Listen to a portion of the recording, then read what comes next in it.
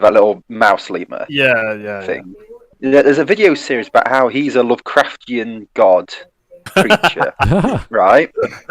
And he is. He actually is. It's all in the wiki. It's even what the creators have made. It's really insane. But I was watching this and I went, wow, this guy's actually not as insane as Maggie Mae Fish. I thought, unbelievable. How did this happen? How did... Okay. Let's... it was insane. It's kind of a kind of unique way of seeing, oh, wow. So this crazy lady is not as bad as a dude saying that Mort is a Lovecraftian deity. What has the world come to? Yeah, I was sat there going, 2020 has just blown my mind. I watched this meme video, and it was just King Julian, like a PNG of King Julian put on top of a wheelchair, and it's like, I can no longer move it. Oh dear! It was so bad. Lovecraftian. Wasn't there that HBO movie where Cthulhu gets defeated by Sammy Robinson? What? I forget. No, it was like HBO Max or something like that. Cthulhu gets beaten by what's her face from the Twilight movies in that Underwater. Is it? I know that was a movie that came out recently where I saw that movie. Cthulhu. Yeah. All right. Well, let's get started. This is going to be about half an hour's worth of Maggie Mae Fish. Good afternoon, everyone. Welcome to Sunday. This is Smudcast number 145. I'm Saving Christmas from Kirk Cameron. And it's a Maggie Mae Fish video. It's that time of the month where we decide to test our limits with the craziest YouTuber we've ever found. And we're not sure why. She's still... You're welcome. Yeah, this is all Dunn's fault, but that's okay. We've accepted that. And we're not sure why she's so beloved. We don't get it, but we're gonna beat him afterwards. Yeah, I don't know how, but we will. So welcome, Bad Boy Beta. We got Dollface. We got Dunn as always, and Sarcastic Hawk. He's been on a roll, Sarcastic Hawk, with us for, I don't know, a few days, a few weeks. I don't know. It's been a while. So. Yeah, about a week and a half. Yeah, you'll soon get rid of me. New year. Well, this might do it. So yes, everyone strapped in. We're in the watch together. We're all good to go. Mm-hmm. Yep. Okay, let's do this. Yep. This year, all I want for Christmas is to never write another video about evangelical Christianity ever again. From now on, I will... when you don't want to do something, Maggie, you don't have to. It's okay. I didn't want to make this review, but... Yeah. I hope I never have to do this again. It's like, here we are watching Maggie Mae Fish. Thanks, Maggie. Here we are. The Little Engine That Could, the film Pompeii starring Kit Harington, and everyone else's feelings at the expense of my own. Now let's talk about the 2014 film Saving Christmas, starring Kirk Cameron and produced by Liberty University. I know I can sometimes get down and be cynical, which I'm trying not to be because I don't think it's very productive, so talking about this movie is going to be a real challenge. I really like her use of the I just noticed that. It's a chain. The fire. Yeah. It's a chain bag. The fire is real. It's a chain bag. Yeah, I saw a hand go behind it, and I was like, Austin,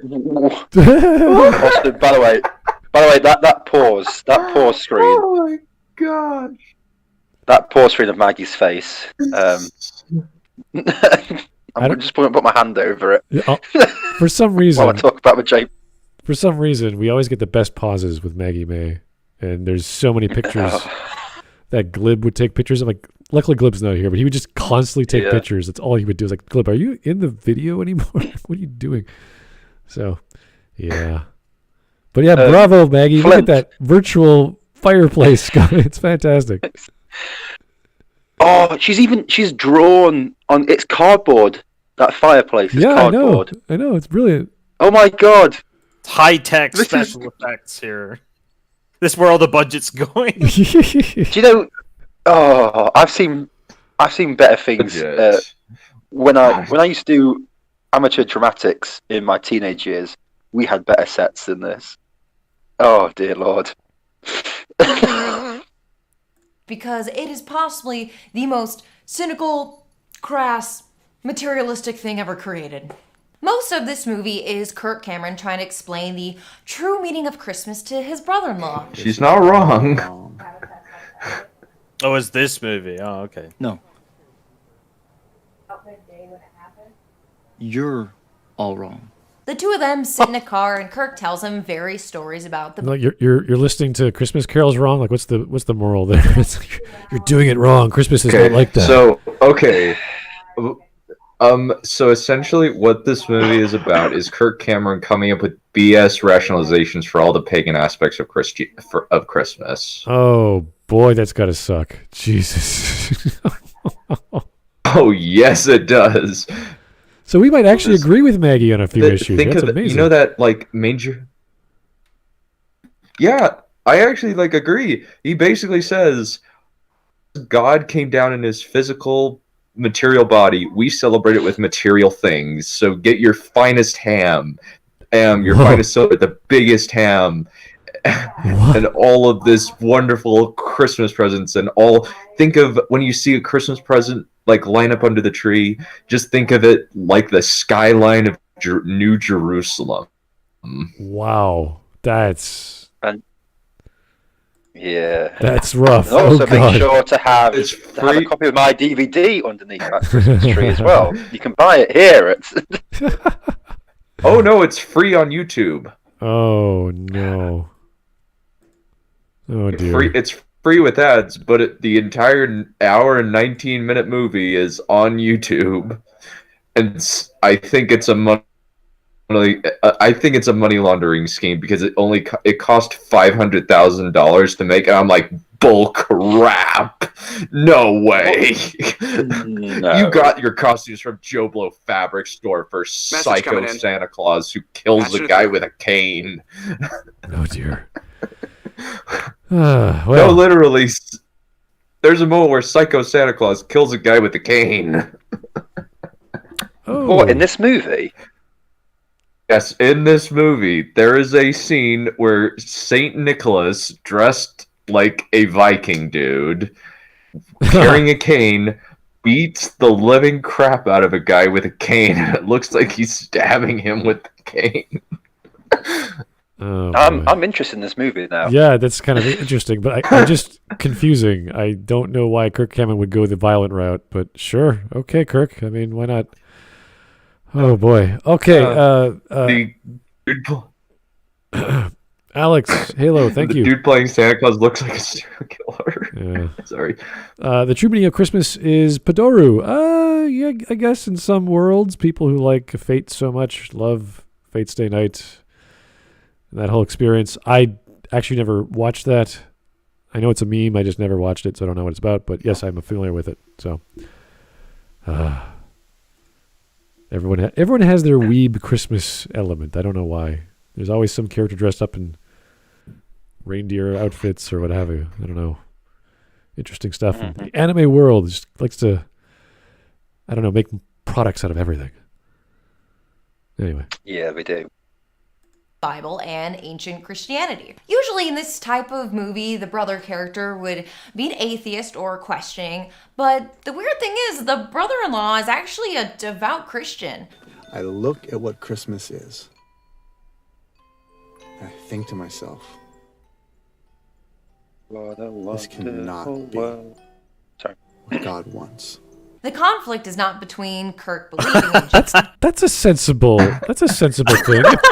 You know? Oh, I just wanna, that's like such a great clip. You should just clip that. You should just do some like hentai, and he's like, "This is not what God wants." Yeah, like legitimately, it's Kirk Cameron convincing his brother to be a greedy materialist by using Christmas justifications of Christmas. Wow, that's the premise of this movie. So strange. That's perfectly fine. I just love the look that Kirk was giving his brother the whole time. Just that, look, you know. Put my hand across my mouth. The whole time. Mm-hmm. I'm trying to pretend to be interested. This is my acting, yes. Yes. Jesus and the brother-in-law refusing to believe. The conflict is between Kirk saying that material objects are what makes Christmas great. This is a celebration of the eternal God taking on a material body. And the brother-in-law arguing that Christmas should be centered on the spiritual aspects of Christianity. Explain to me how that Christmas party honors and glorifies Jesus. The brother-in-law is the devout one, and the entire point of this movie is to argue that being devout and humble is for suckers. Jesus actually wants you to be materialistic and petty. You're all wrong. Kirk is very blunt about this. Yes, Maggie Mae Fish. Pull out your best so dishes, humble. your finest linens, your nicest silverware, the biggest ham, hot chocolate, lights, presents, giant hams, and don't buy into the complaint about materialism during Christmas. It is truly the closest thing you can get to a prosperity gospel sermon without stepping foot inside an evangelical church. Or if it's hurricane season, it's the closest you can get from being denied entry into an evangelical church. The main thrust of the film are the scenes between Kirk and his brother-in-law, where they bicker for a few minutes in the car before cutting to a much more cinematic vignette to illustrate Kirk's arguments. Oh, God. What the hell was that? What was that? That is supposed to be. Or So if it's that hurricane is season, it's the closest you can get from being denied entry into an evangelical church. The main thrust of the film, in what scenes between Kirk and his brother-in-law, where they bicker for killing a of few the minutes babies of Bethlehem by Herod's soldiers, Oh. and he equates them to nutcrackers for some reason. What? Oh, right, okay. Few minutes in the car before cutting to a much more Holy, like, look at that. That's like, what's going on here? On fire? It's an actual scene from this movie. That is, what? There's fire and there's chaos in the. Oh, what is the bottom? Like, what's the bottom middle part of the? Like, what is this frame? I don't. Oh, that's supposed to be the swaddling clothes. That's supposed to be. Yeah, that's the manger and the swaddling clothes. What? It is supposed to be the manger. I don't. It's strange. Wow. It's very strange. I don't remember this story in the Bible. Well, there's a lot in the Bible I haven't read, so I don't know. But it's just what the. Yeah. Wow. It's like Kirk, and I think like Kirk Cameron says like either he says, think of the nutcrackers like Herod's soldiers, and it'll make things all better, buddy. What? The nutcracker like Herod's soldiers? Yeah, they're symbolic for it, just like the tree is symbolic of the cross. What the? He's both made out of wood, I think. Yeah. Well, it's like basically Jesus Christ was because Adam's sin caused man to fall. Christ had to be. Okay, we're going very far back here. Yeah, well, he said he had to be the surrogate for Adam to put the fruit back on the tree, so that's why he was crucified. Wow. And so whenever you see a Christmas tree, think of a cross. Oh my God. That's an actual line in this movie. Holy crap. Wait, hang on. Whenever you put your Christmas tree up, just imagine a bloke nailed to it. Pretty much, yeah. Or if you put it on an African American family's yard, you're essentially putting a lit fiery cross on their yard. I don't like Kirk Cameron's logic. Jeez. Well, I'm never. I mean, I've talked to obviously priests and whatnot. And they talk about the importance of being humble, and Christmas is a time of unity and friendship and forgiveness and all that wonderful good stuff. But I've never heard of symbolism between a cross and what we know the cross means and the Christmas tree. That's strange. Holy crap! I've never heard symbolism of killing babies and the Nutcracker. Yeah, that's something that's new to me. Oh, I don't know. There's a lot of weird stories in the Bible. We don't pay attention. That's crazy. We don't listen to them. But Christmas, like I don't know. Holy crap! Yeah, like daughters having sex with their dads. Okay.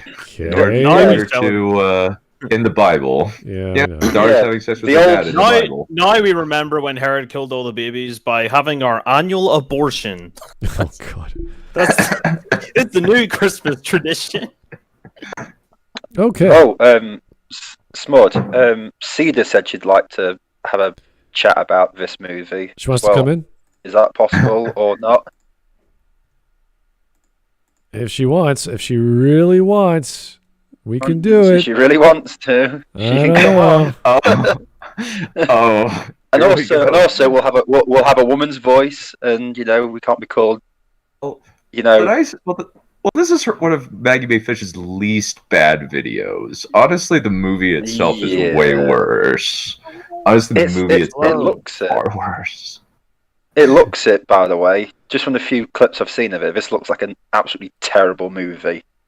Okay. Oh, yes, it is really bad. Well, hey, Cedar, how's it going?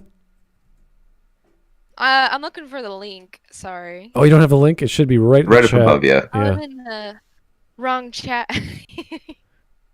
Oh, you're right up at the top, right up near the top. I'm excited to see more of this fishy gal. Oh, no, you don't. No one ever says that. No one I've ever met has ever said that. I can't wait to take some more double takes. We had our own night of getting our minds blown, and I really. Oh yeah, you and Hawk and a bunch of others took a look at RoboCop. Yeah. Yes. Oh yeah. That. Oh, apparently RoboCop is trans, my dudes. I know. It's amazing. Who knew? Because he's essentially a eunuch. Yeah. No, he's trans. He's trans because Maggie Mae Fish doesn't realize that to kiss a woman, you have to push your face towards the woman's face. That's one reason. All right, we got to keep going. It's going to take a while. Alex Halo, Padoru is gender bending. Nero singing is Japanese jingle bell. I have no idea what the hell you just said, but God, that was a lot. Thank you for the. Just take his word for it. Yeah, wow. Just what is that? It's English. I don't know. Whew. All right, back on track with the fiery death of children. Okay. Thematic vignette to illustrate Kirk's arguments. In what comes across like a rambling Facebook post from your boomer aunt, these vignettes include a completely nonsensical argument. You know what? I just love the fact she's still using that fireplace. It's just so funny. I love it so much. Yeah. Clipping over it. It's great. Yeah. She needs to work on her eyeshadow game. Fireplace is made of cardboard. I am. I said that earlier. Yeah. Girl, I mean, I ain't much to say on it either, but at least I'm not getting in camera with some green, with some brown eye. That's petty shit. Eyeliner, yes. Green eyeliner or green eyeshadow, whatever you call it. Oh boy. Ooh. Plum goes with brown eyes, Maggie, okay? Or don't go with red as your lipstick with some green eyeshadow. She has I think it's just Christmassy colors, I think. Yeah. Oh, that makes sense. It's still not a great Christmas. She is very Anyway, we'll stop like red and green is I broke the female taboo. I'm criticizing her appearance. Oh no. Oh no, I'm bad feminist. SMH. She's a pretty girl, okay? She just likes the makeup a bit too much sometimes. I know, right? That's a sad thing. About Jesus' swaddling cloth. What is this swaddling cloth? Is it just a blanket for a baby? The Bible brings these cloths back into the story one more time. Okay. At his tomb. The cloth. Whoa, what?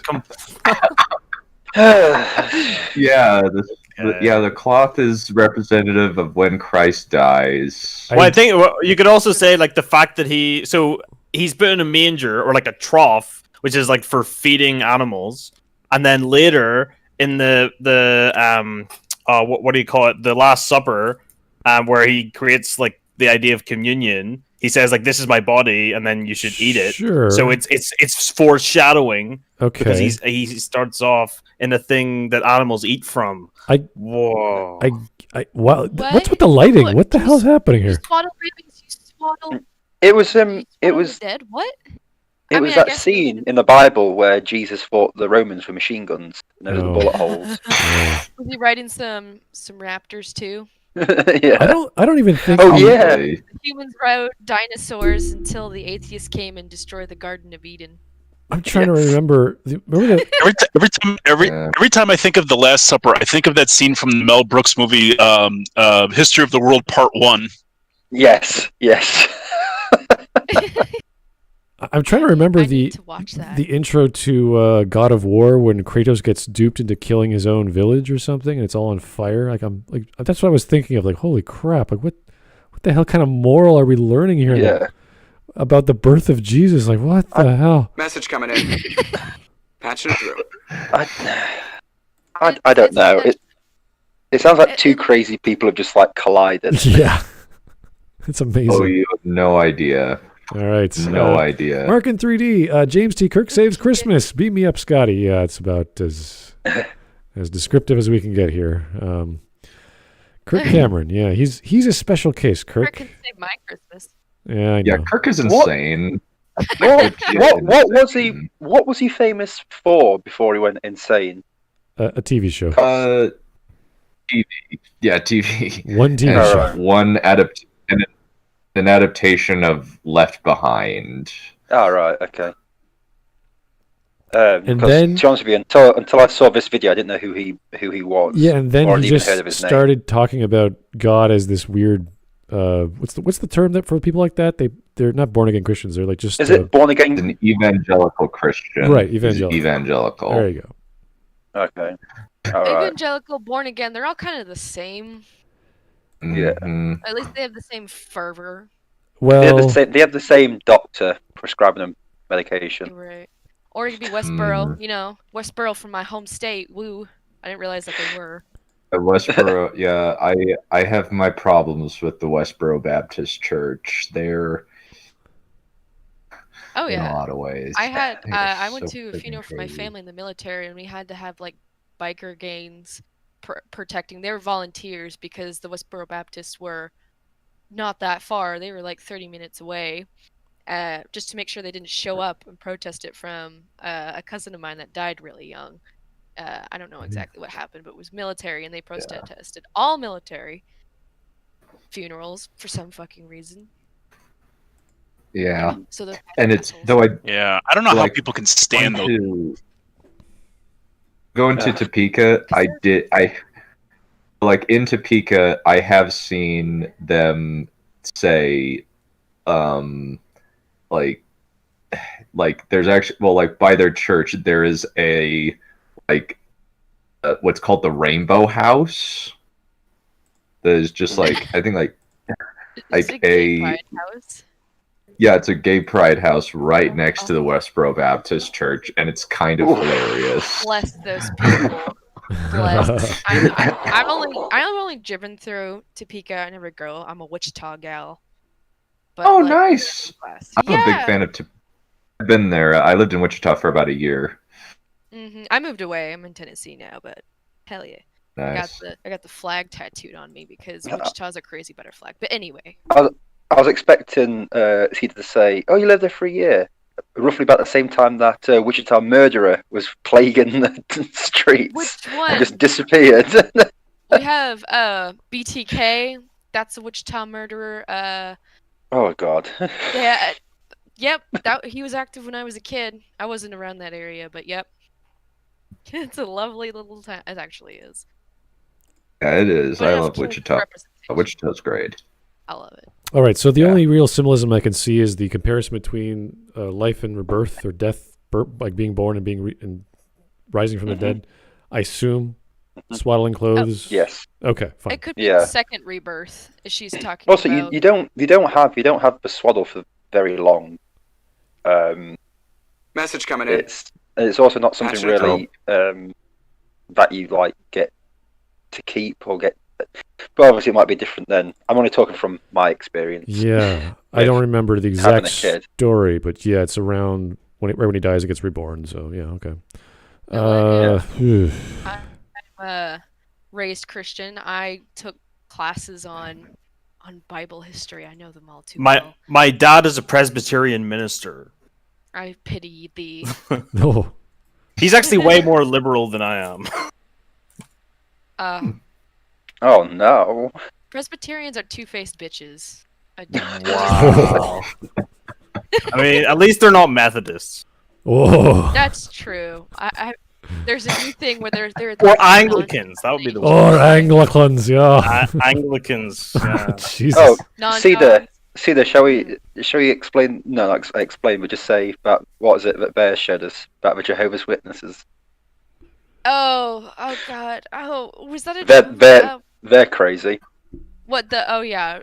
He tortured us with a video explaining to young boys about the pornea and the actual. Yeah, wearing tight jeans. Oh yes. Is a form of pornea. What are we talking about? Exactly. These are references, but like it's apparently an actual Latin term. And just crazy religions. Oh God, around. Yeah, Bears was part of their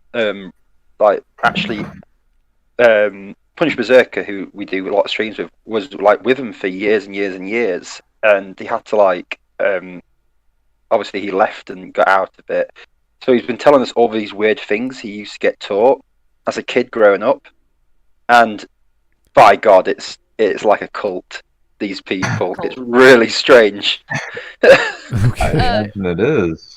All right, let's keep going here. TwoTim 505. How is it episode 3, the video game? You can cut people to bits, but in Fallen Order, nothing happens. I think we're that annoys me. I think we're on a different wavelength. I don't know how we went from Bible. I know it's a non sequitur, but yeah, I agree. Okay, we all agree. You should be able to cut people. The thing is, you can cut animals up. Like you can dismember. There's certain animals in Fallen Order that you can cut up, but just not people. Oh, Mm-hmm. Should have got Hideo Kojima for that. Animals don't have feelings. Come on, guys, we all know. All right. I'd be playing Cyberpunk when I'm casually dismembering people with katanas, but character creation in that has full nudity. So I guess that's different. Yes, it does. Hey-o. Or as I call it Daddy Issues 2077. More like manager issues. There's not enough character customization in that game. Not enough. Need more. Oh God. Think about the trannies, guys. Think about the trannies. Come on, you're not thinking right. I rarely do. I think it's great that you can actually swap out the genitals. I think that's fucking hilarious. But I should have a thing that waddles between my knees. Okay, I'm just saying. Oh, someone on Twitter complained that the smallest you could go with penis size is 5 inches. It's only 5 inches. Not representative. Not inclusive. I can't make my Damn. I read that tweet, and my response to it was, "Bro, I wouldn't put this on the internet if I was you." Yeah. Well, you're not part of Tiny Dick Gang. Oh, no. I'm. You can never join Tiny Dick Gang. All right. Yeah. I have the tiniest dick. They won't allow me in. Like, how long is my dick? -5. Mine doesn't exist. It can't get smaller than 0. Okay. Good stuff. Kirk Cameron saving Christmas. Let's get back to Jesus, okay? Oh yeah. Let's get back to Jesus' dying and rebirth, okay? It's Jeebus.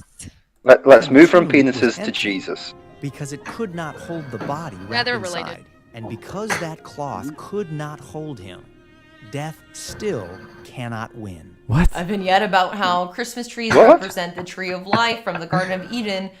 The whole biblical No, story Maggie, go back to that other point. in a tree lot. You had a Which chance is to make a hilarious good for point. many reasons, like that it implies that Adam and Eve betrayed God because they couldn't resist gnawing on pine cones. And a story where he argues that St. Nicholas is cool because he punched a guy in an argument over the Bible. Smiting him on the cheek. Beast. Kirk by saying that the stories What was that? Fight scene? Punch Santa deniers. Hey, great place you stopped at, by the way, Smud. Can I just ask something? What is she actually on about at this point here? Because she just skipped over 3 things really quickly. Yeah, I've gone from swaddling with Jesus to Saint Nick punching a bloke at a bar. And she's just stating So think about someone chewing on pine cones. That's what Santa deniers deserve. Yeah. What is going on? Okay. Punch Santa deniers. Okay, so maybe I can explain, since I know exactly what happens in this movie. Since I've seen the Cinema Snob review. Basically, yeah, basically. Essentially, Kirk Cameron says, like, I think I explained earlier that, like, because Adam stole the fruit, Christ had to be the last Adam because the apple was inside him or whatever, and had to put himself on the tree. But Adam didn't steal the apple. What? Yeah. It was Eve who took the apple Eve took first. the apple and then like offered it to him, and then he, Wait. Exactly. Hawk, That's why. Hawk. So what you're saying is it's all a woman's fault. How sexist of you. Yeah. Why do people seem to assume I'm not sexist? Good God. The only person who rivals you in sexism is Bears, Hawk. Yeah. You can only hope to be that sexist. Cedar, why are you even telling me this? Shh, quiet. Oh, I'm giving you a standard to live up to. Here's a wonderful donation from Tyler Preston. Thanks, Tyler. Here's a tweet Maggie Mae Fish wrote in response to J.K. Rowling regarding menstruation. How about you choke? Oh boy. How about you choke on a wand? A Harry Potter fan, uneffing fortunately. Wow, thanks, Maggie. That's really nice. That really got her. I'm got sure him. she's reeling from that. Oh, I guess all that thousands of dollars she made off of it, cushion her from that fall from grace in your eyes. I wonder which of her 6 houses J.K. Rowling's gonna cry in. Which pool of money do you have to jump onto and land softly? Oh God! It's like J.K. Rowling sadly dives into a money pool like Scrooge McDuck, going, "Oh no, Maggie Mae Fish insulted me on Twitter. Whatever will I do?" I know. I'm ruined. I hope that made you feel better, Maggie. Because that did absolutely zero anything at all. Also, now that Maggie said she's a Harry Potter fan, things are starting to make a bit more sense into why she's insane. How old is she? I mean, that usually denotes whether or not. I think she's around that mid-20s age. Yeah, she lived and died. 28? Is it? I think. 28. 28. That mid-20s age. You mean my age? Yeah, but this is what I don't understand. People around my age living and dying by Harry Potter. Get a life. Harry Potter is not the greatest thing ever. I was a fan of it when the book. Harry Potter sucks. Harry Potter sucks. It's the worst thing ever created. I definitely gone off it, but I was I was a fan of like Lord of the Rings, and I was a fan of Harry Potter. But I'm still a fan of Lord of the Rings, but not so much Harry Potter now. I'm not a fan of book burnings, but Harry Potter is far inferior. Oh, but anyway. Yeah, if she's going to tell J.K. Rowling to suck a wand just because of menstruation, I mean, Maggie, get a life. It's definitely one of her various things talking about transsexuals saying women menstruate, men do not, etc., etc. So I'm sure Maggie's like, no, that's not right, and I don't like it. And I'm just gonna. Let's completely destroy our definitions for a 0.00% of the population. I don't see the big hatred for Miss Rowling. If you don't want to listen to her, don't read her books. Don't. It's not hard. Just leave her alone. Who cares? They feel betrayed by her because she was the. She's their god. She's their god. Dumbledore the feminist poster girl. It's just a second wave versus third wave thing. Like she's like a like. Oh no, it's not. It's second wave versus fourth wave. Fourth wave, because the third wave have just stopped because they finally got laid. The fourth wave is still going because they're all. I think JK's more second wave. I think she's more like JK's second. Yeah, JK Rowling's second wave. What I'm saying is, the third wave. The third wave have got like husbands and children now, and they don't care about feminism because they're all set. The fourth wave, just insane cat ladies Giga drinking wine on a Tuesday. Ultra feminism 2. Yeah. People are just. It's. Anyway, let's keep going. Saving Christmas. Ourselves are extremely important because they shape who we become. But the stories we hear and the stories we tell. Oh my God! It's Gandalf. They teach us how to live stock footage by showing us how to live. And to my core, I believe that that's true. The narratives that we tell ourselves end up shaping our lives, for better or worse.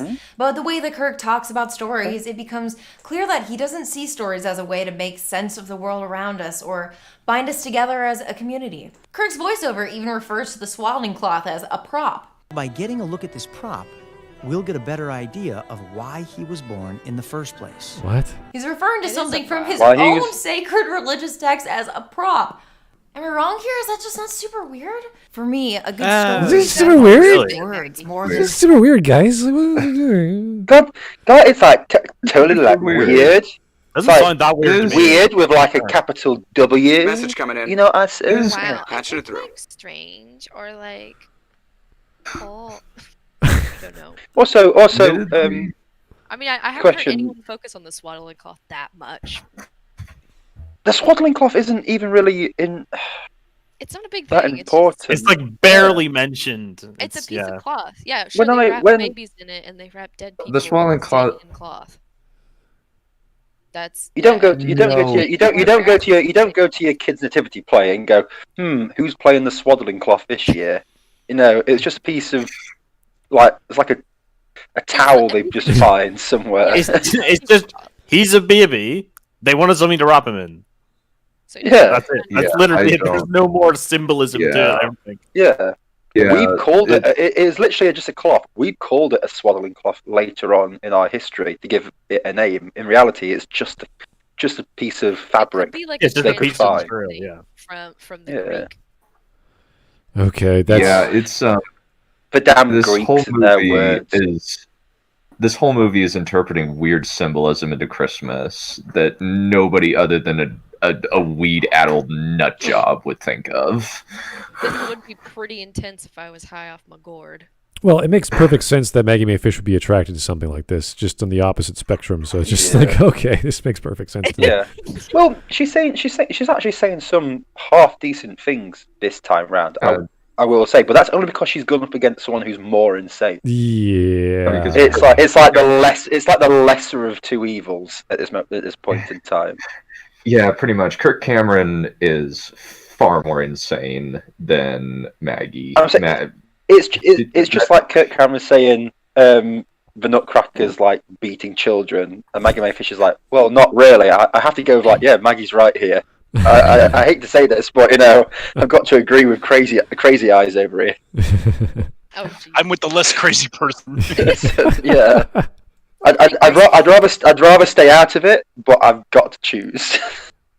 And this is a scene from Jesus Christ Superstar, 1973. If you guys haven't seen that, it's also a stage production, a musical, etc. So, yeah. Anyway. Yeah. A lot of the girls from my amateur dramatics wanted to do this. Really? Why? Yeah, we said no. Why? Yeah. Because they're all. What, me an actor? Yeah. Well, the major problem is if you don't know amateur dramatics, it's full of guys who are just bored, like me, trying to get with the hot actresses, and girl actresses who think that they're better than they are and try and do all like the famous like musicals and plays. Okay. And then the gays. Don't forget the gays that populate 90%. Oh yeah, and the gays, yeah. Well, they can be loads of people, but yeah, most of the times you'll have like 5 or 6 really stuck up teenagers who want to do like Jesus Christ Superstars, Cats, or you know, do all those sort of things in like these crappy amateur dramatic plays and stuff. So I don't think Cats is very good. Cats is fun. fun. Oh, it's not. You know, it's not very good. I mean, I got out of it. But even in terms of musicals, there's like any other musical. I'd rather watch basically any other musical. Yeah, but what I'm saying is these are the famous ones. I put in quotation marks that everyone knows about. So the sort of people who like enjoy it and know about it and want to do it usually are just doing it for clout. But anyway, enough about my terrible teenage years. Okay. I started drinking and I got better. Should just work backstage. Then you don't have to do all the cringy stuff and still get to meet the girls. Yeah. That's what I did. I got all I had to appear at the age of 17, half naked, drenched in cold water. That was fun. Well, it's better than Jesus Christ Superstar. You get to appear completely naked at the ending scene. So yeah. Oh, excellent! I dodged the bullet there. Yeah. Naked. Oh boy. Oh, I think Hot should play Jesus. Not anymore. No, I've got a dad bod now. So it's 2020. That's in. Characters and props. They can be magical. A moving story can transcend the material world. But for Kirk, stories are just another thing that he can acquire. Stories only have value to him as commodities to be put to use. It's a nice fireplace. Holy crap. You and I are in a story right now.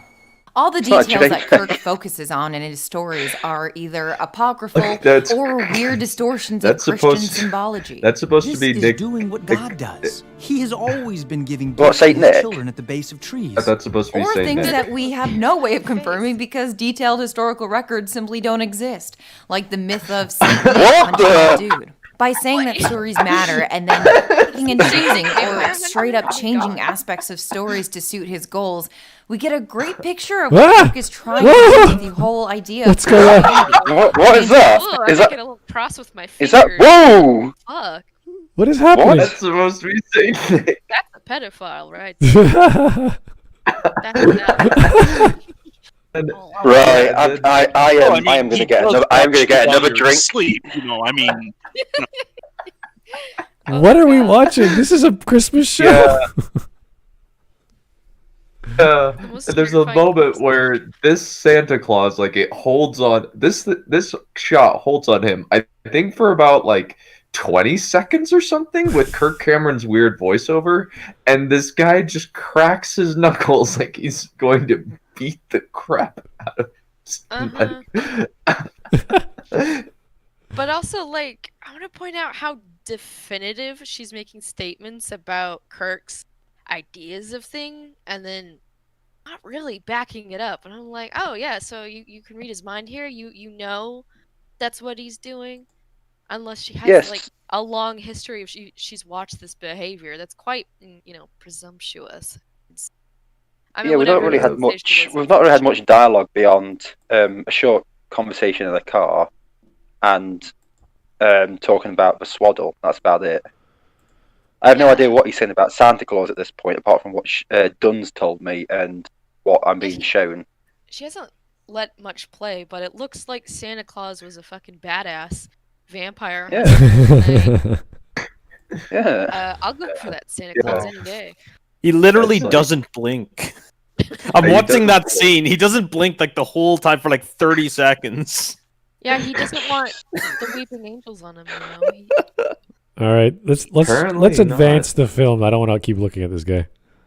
Aspects of it to be more beneficial to him. Throughout all of Saving Christmas, even when Kirk is talking directly about Jesus and heaven, he can't help but think in material terms. He says that the manger that Jesus lays on represents the rock that was rolled away from Jesus' tomb, that his swaddling cloth represents the cloth that Jesus was buried in, and that the presents under the tree are the city of Bethlehem. Oh my. A heavenly city whose builder and architect is God. What? Okay, and that the food at the table is the literal tangible sign that God loves you. I'm beginning to think that Kirk Cameron is incapable of even conceiving of a place beyond the material realm. I thought the gifts under the tree represented the gifts that Jesus got. Is that not a much more straightforward explanation? The gift of salvation. Yeah, it's a much more straightforward and logical explanation, but that's because you're a logical person, unlike Kirk Cameron, who says, think of a skyline of New Jerusalem when you see this. It's like, what? What if your presents aren't square? Yeah. I do the really lazy wrap where you do the candy where you make it longer, put it in one side, and twist the ends and put bows on it. That's what all my presents look like. Yeah, I do even lazier one. Just don't buy presents for people. Actually, no, I love wrapping presents. In fact, I wrapped empty boxes because I don't have any, or they're all on the way. But Christmas trees look sad without presents, and they're so pretty. Okay. I mean, this is special. I just don't have much to say. Wow. Yeah, it just seems to be like her going, this crazy person's crazy, and I'm like, yeah, I'm just impressed by the craziness. Yeah, the breadth of it, because you can hear some crazy shit at like sermons around Christmas time, but this is some off the wall. New Jerusalem. Yeah. I'm just like, yeah. It sounds like he had the idea and he had to find something to fit it, and the closest he could go with, presents are square. Squares look a bit like buildings. Yeah, but like that's yes, New Jerusalem. I guess he has to integrate these things because the Christmas tree and all of that stuff is when the church merged pagan holidays together, so they really don't have hundreds of years later. Yeah. The Christmas tree comes like from Germany. It's like cool. I think that came from Lutheran Christians. Yeah, the weirdest thing, one of the weirdest things about it is there's actually a part where he says, like, Santa, Satan. You rearrange the letters, same thing. That's an actual line in the movie. Wow. Okay. Is that why Santa's a badass? Well, it's also let's put it this way: the idea of Santa with the jolly man with the red outfit only comes from what is it, the 1930s? Is it with Coca-Cola? Because that's who they designed for their adverts. No, but a lot of his view was from that, but I'm not sure exactly when it started. I doubt maybe they solidified it in popular memory, but I doubt it's the first instance of it. There's the myth of Saint Nicholas throwing money into stockings from but Santa Claus, the way we see Santa Claus is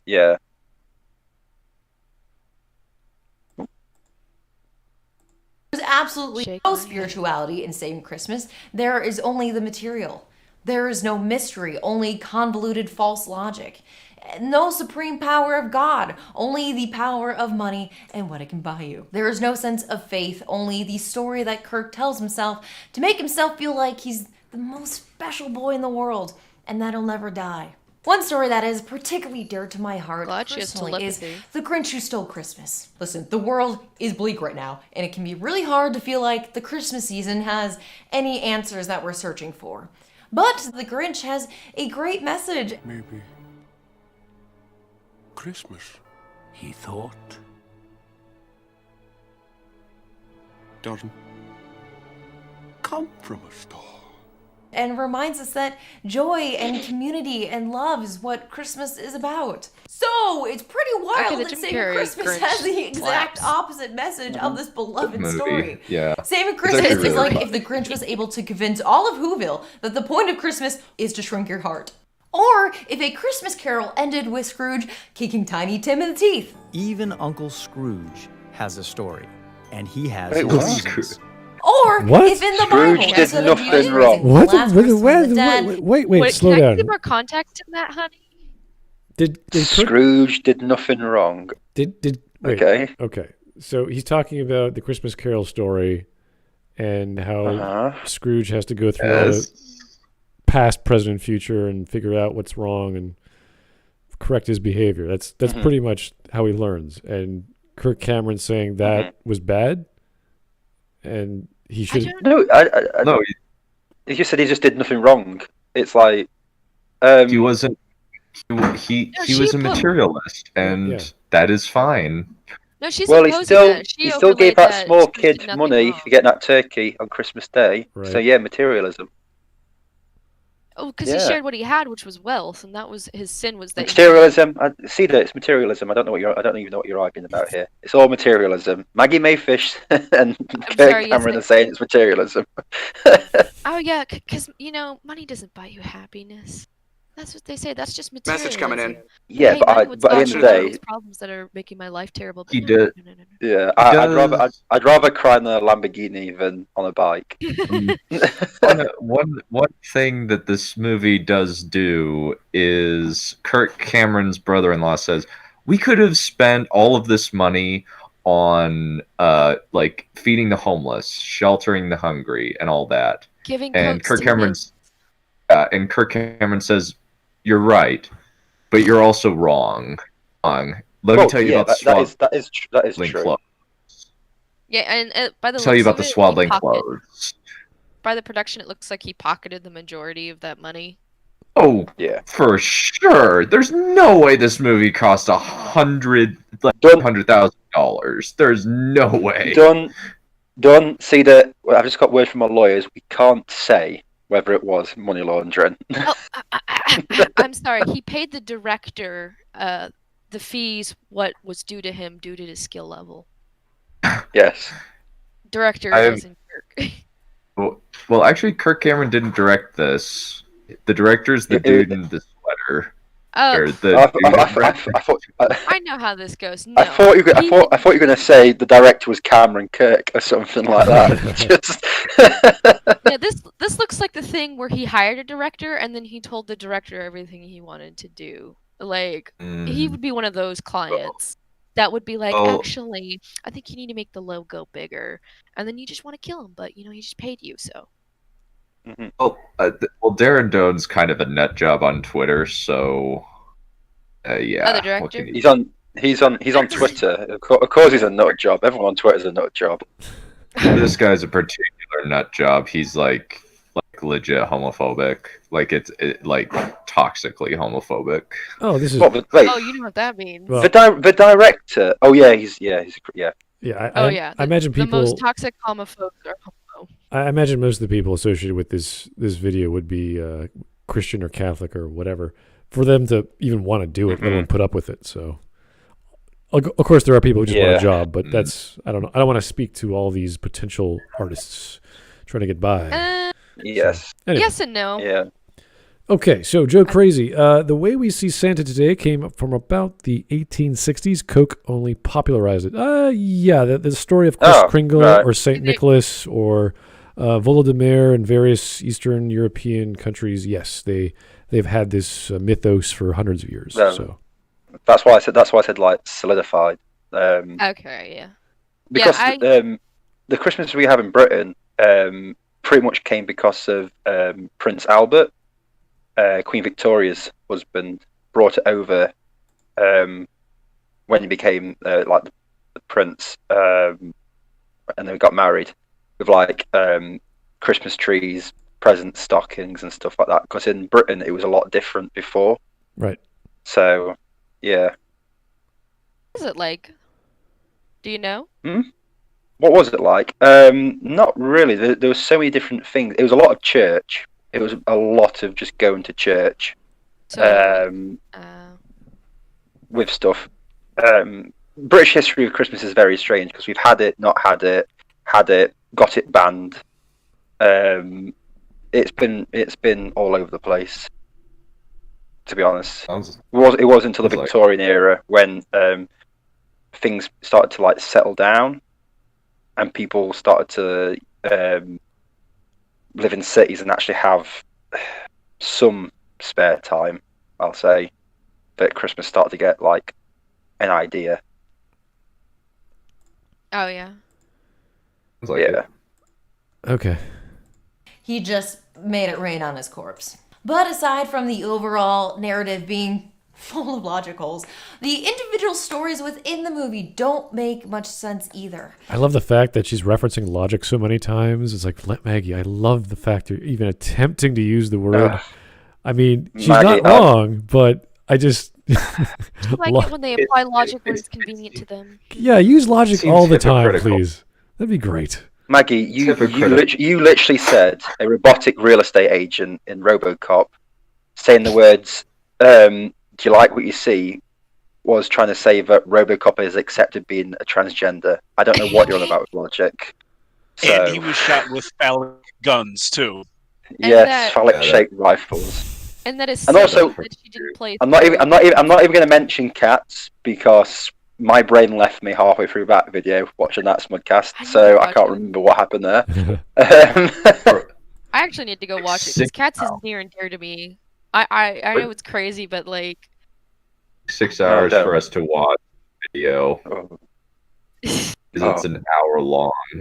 Oh boy, yeah. It's mostly a T.S. Eliot hit piece. Yes. Yeah. Oh yeah. Oh, really? Yes, it did. Yes.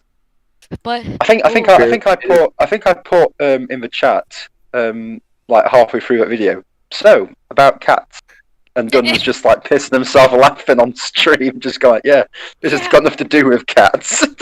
Okay. It literally has so little to do with the cat. It's mostly about how T.S. Eliot's a Nazi. That's the majority of the video. So like when Smud says, when she starts going about logic, everyone hears like, glass houses, throwing stones, Right. Let's not start. Like I could hear all the criticism for Cats the musical because they're all valid, but if you go after the fucking poetry, that makes me angry. And she's using poetry as well. She's saying when she's dressed up as a cat and all made up and oh god, thanks, Smud. Yeah, it's kind of creepy. But anyway, right. Good thing I got some alcohol here because I'm going to try and delete that memory from my brain again. She's the she's audience a gem. like cat girls, but oh god. Or was weird. I've seen a picture of her with her leg in the air with weed socks on, and I've never felt close to becoming gay in my life than. Oh my god. Like the swaddling cloth vignette. Kirk argues that the swaddling cloth somehow foreshadows the cloth that Jesus was wrapped in after he was crucified. Honestly, it's been hard to even write a counter argument to the swaddling scene.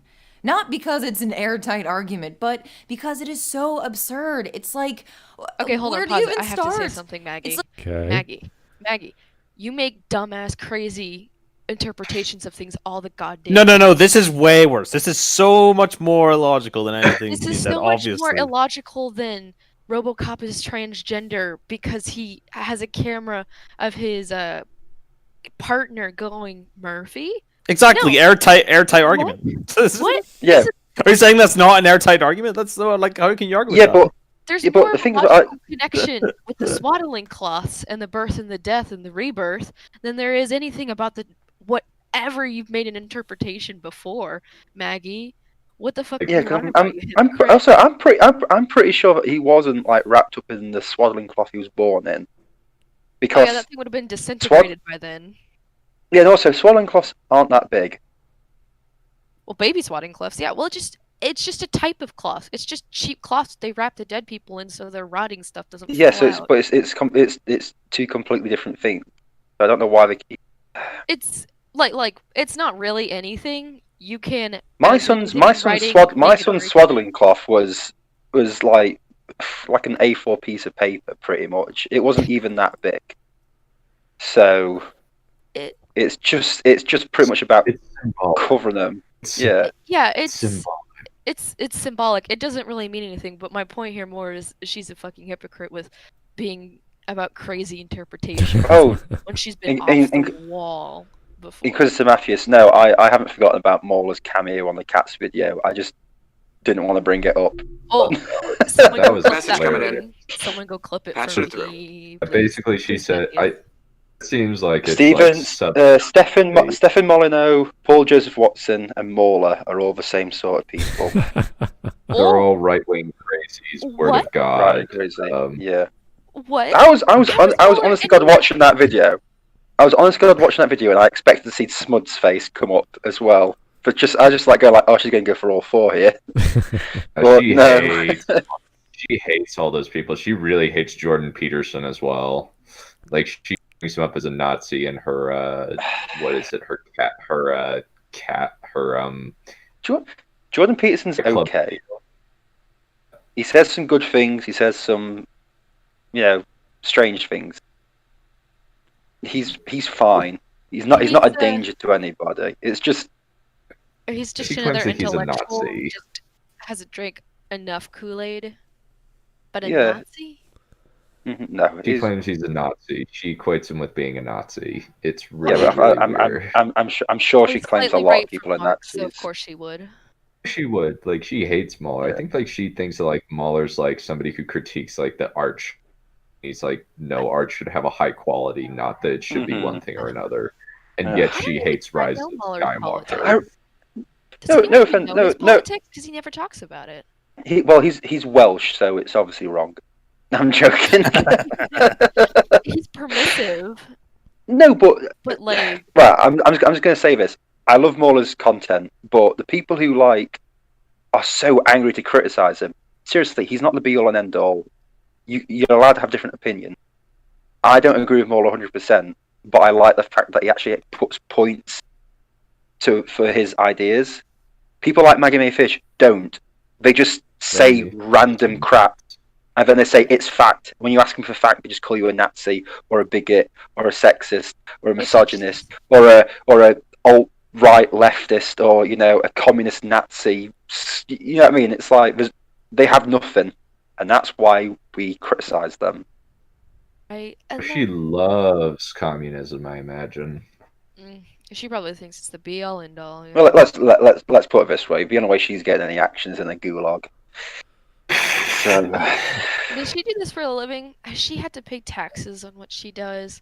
She's an actress. She works in the video, so you see her in commercials here and there. It was very funny when Fairy Joker showed me a commercial. What was that? It was a manscaping commercial or something like that. And she walks in and she goes, "Oh, looking good." It was like, what? She's not one of these. She's not one of these women who comes on and goes like, "My life was going great, and then I had thrush. I used this."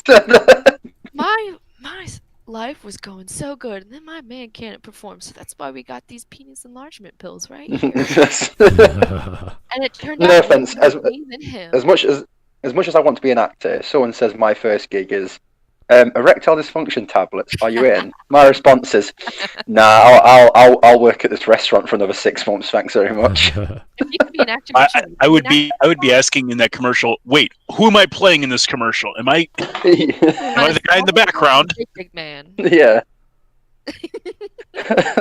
All right. Put a wig on me. Joe Crazy. The only way fish can sound halfway logical is by grabbing for fruit that's so low hanging that it might as well be rotting on the ground. I don't mind people using logic.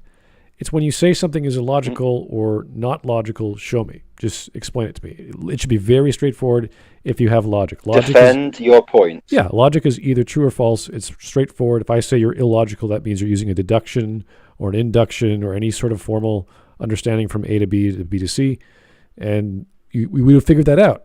It's pretty, you could actually write it out and figure it out that way. So you shouldn't have a problem. And some of us, we don't write it down. We just do it in our heads and we have to figure it out backwards. And we should probably be careful when we use that word. But Maggie Mae in her previous videos are so off the wall that reasoning, logic, rationale, critical thought is not something we use to describe her. So for her to use that word is insane. Like, wow.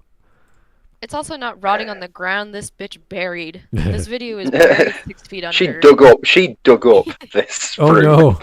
Oh no! Here's a tweet from Maggie Mae Fish to Dr. Peterson. Thank you, Tyler Preston. Here we go.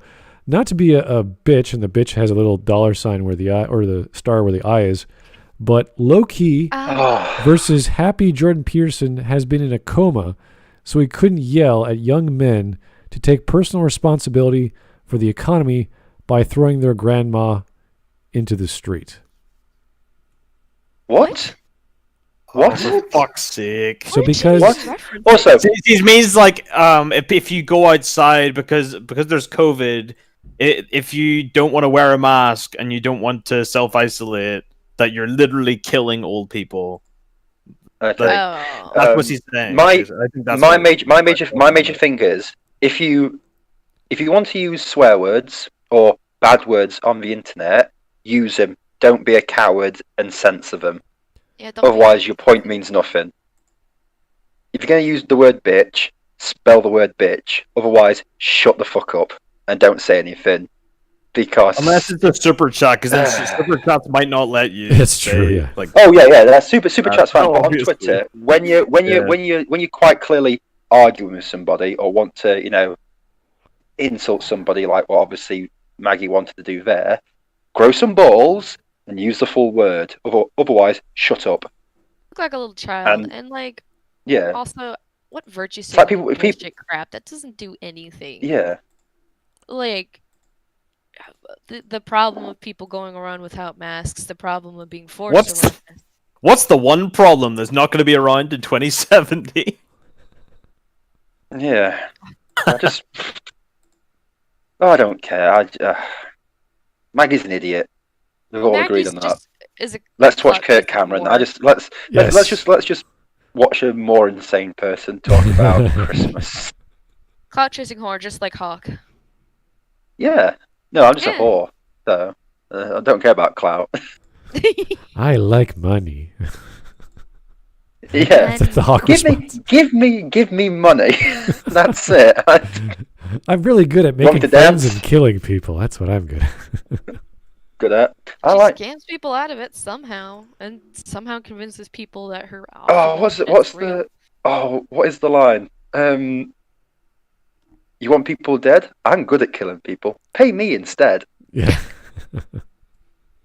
There's a lot of great lines, and it's only through Purple Hawk that we see the world of Dragon Age 2 have any comedy or joy. It's always choose purple, guys. Oh, yes. It's just, always choose purple. Don't worry about it. You'll love it. Even the bad jokes are better than the forced jokes that BioWare tried to put into it. The top non-Paragon option is always, I'm so nice. And the bottom non-renegade option is always, die, I'm going to kill you. You and your mom. Or it's just brutally. It's like, oh, this is not good. This is not cool. Like, this is not good. Yeah, but the sarcastic option when the Viscount's son dies, he goes, how can this day get any worse? And his response is, well, it's pretty late now, so can't get much worse. Well, someone's kid's dead, and it's just like, oh my god. I know, and they wander in, probably bringing in more worse news. Yeah. If you could, if you could have a line of dialogue that makes Flemeth laugh, I think you're doing pretty well as far as having an antagonist or a protagonist. Like characters going. Yeah. Like this goes, When you can distract even the main villains to go, wait, what? While you've like sneaking around them by just being an idiot. That's great. And then they destroyed him in Inquisition. Yay! Yeah. Oh, that's what we've got to that point in our next stream. The Grey Warden and Hawk bit. If you want to see me lose my absolute shit, come watch the Dragon Age Inquisition discussion on Cedar's stream on Wednesday. We're basically doing exactly what Smud did, God, how many years ago? Except we're going through everything. Every last thing. Yeah. Oh god. It takes forever.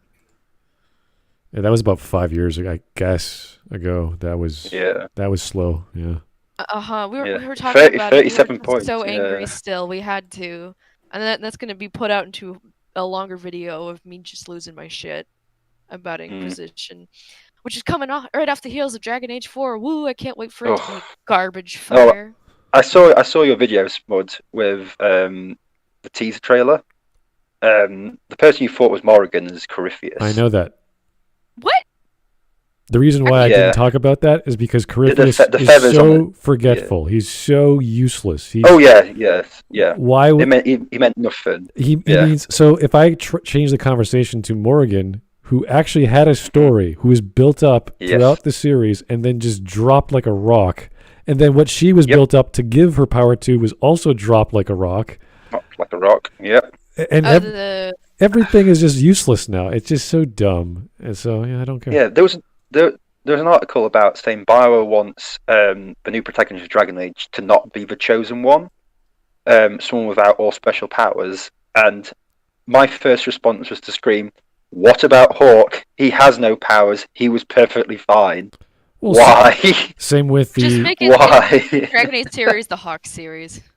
Was the same with the Warden. It was supposed to be. It was the same with the Warden. He wasn't special. He was just a normal Warden. There was nothing inherently special about him. He had all he had was the taint to detect Darkspawn. All the Wardens had the taint. They had a very nice taint. Okay? So and that got them through very many situations.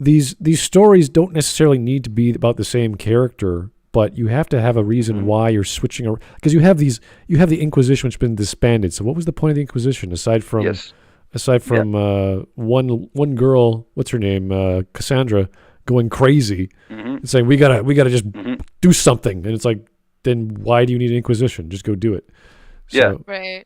There's the point of Inquisition was to lampshade the Mage Templar war because that was too interesting and too morally complex. They couldn't deal with it. I don't. So they just kind of swept it away. They just dropped the ball halfway and they just kept it going, rolling down the hill, and just fine. They dropped it on the start button. Yeah, the Mage Templar War ends when you press New Game.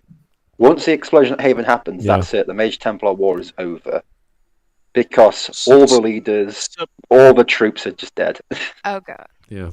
Sorry. So, Maggie Mae Fish. Maggie Mae Fish. Yes. Let's go. Sorry. Kirk sees it as Chekhov's sweat cloth.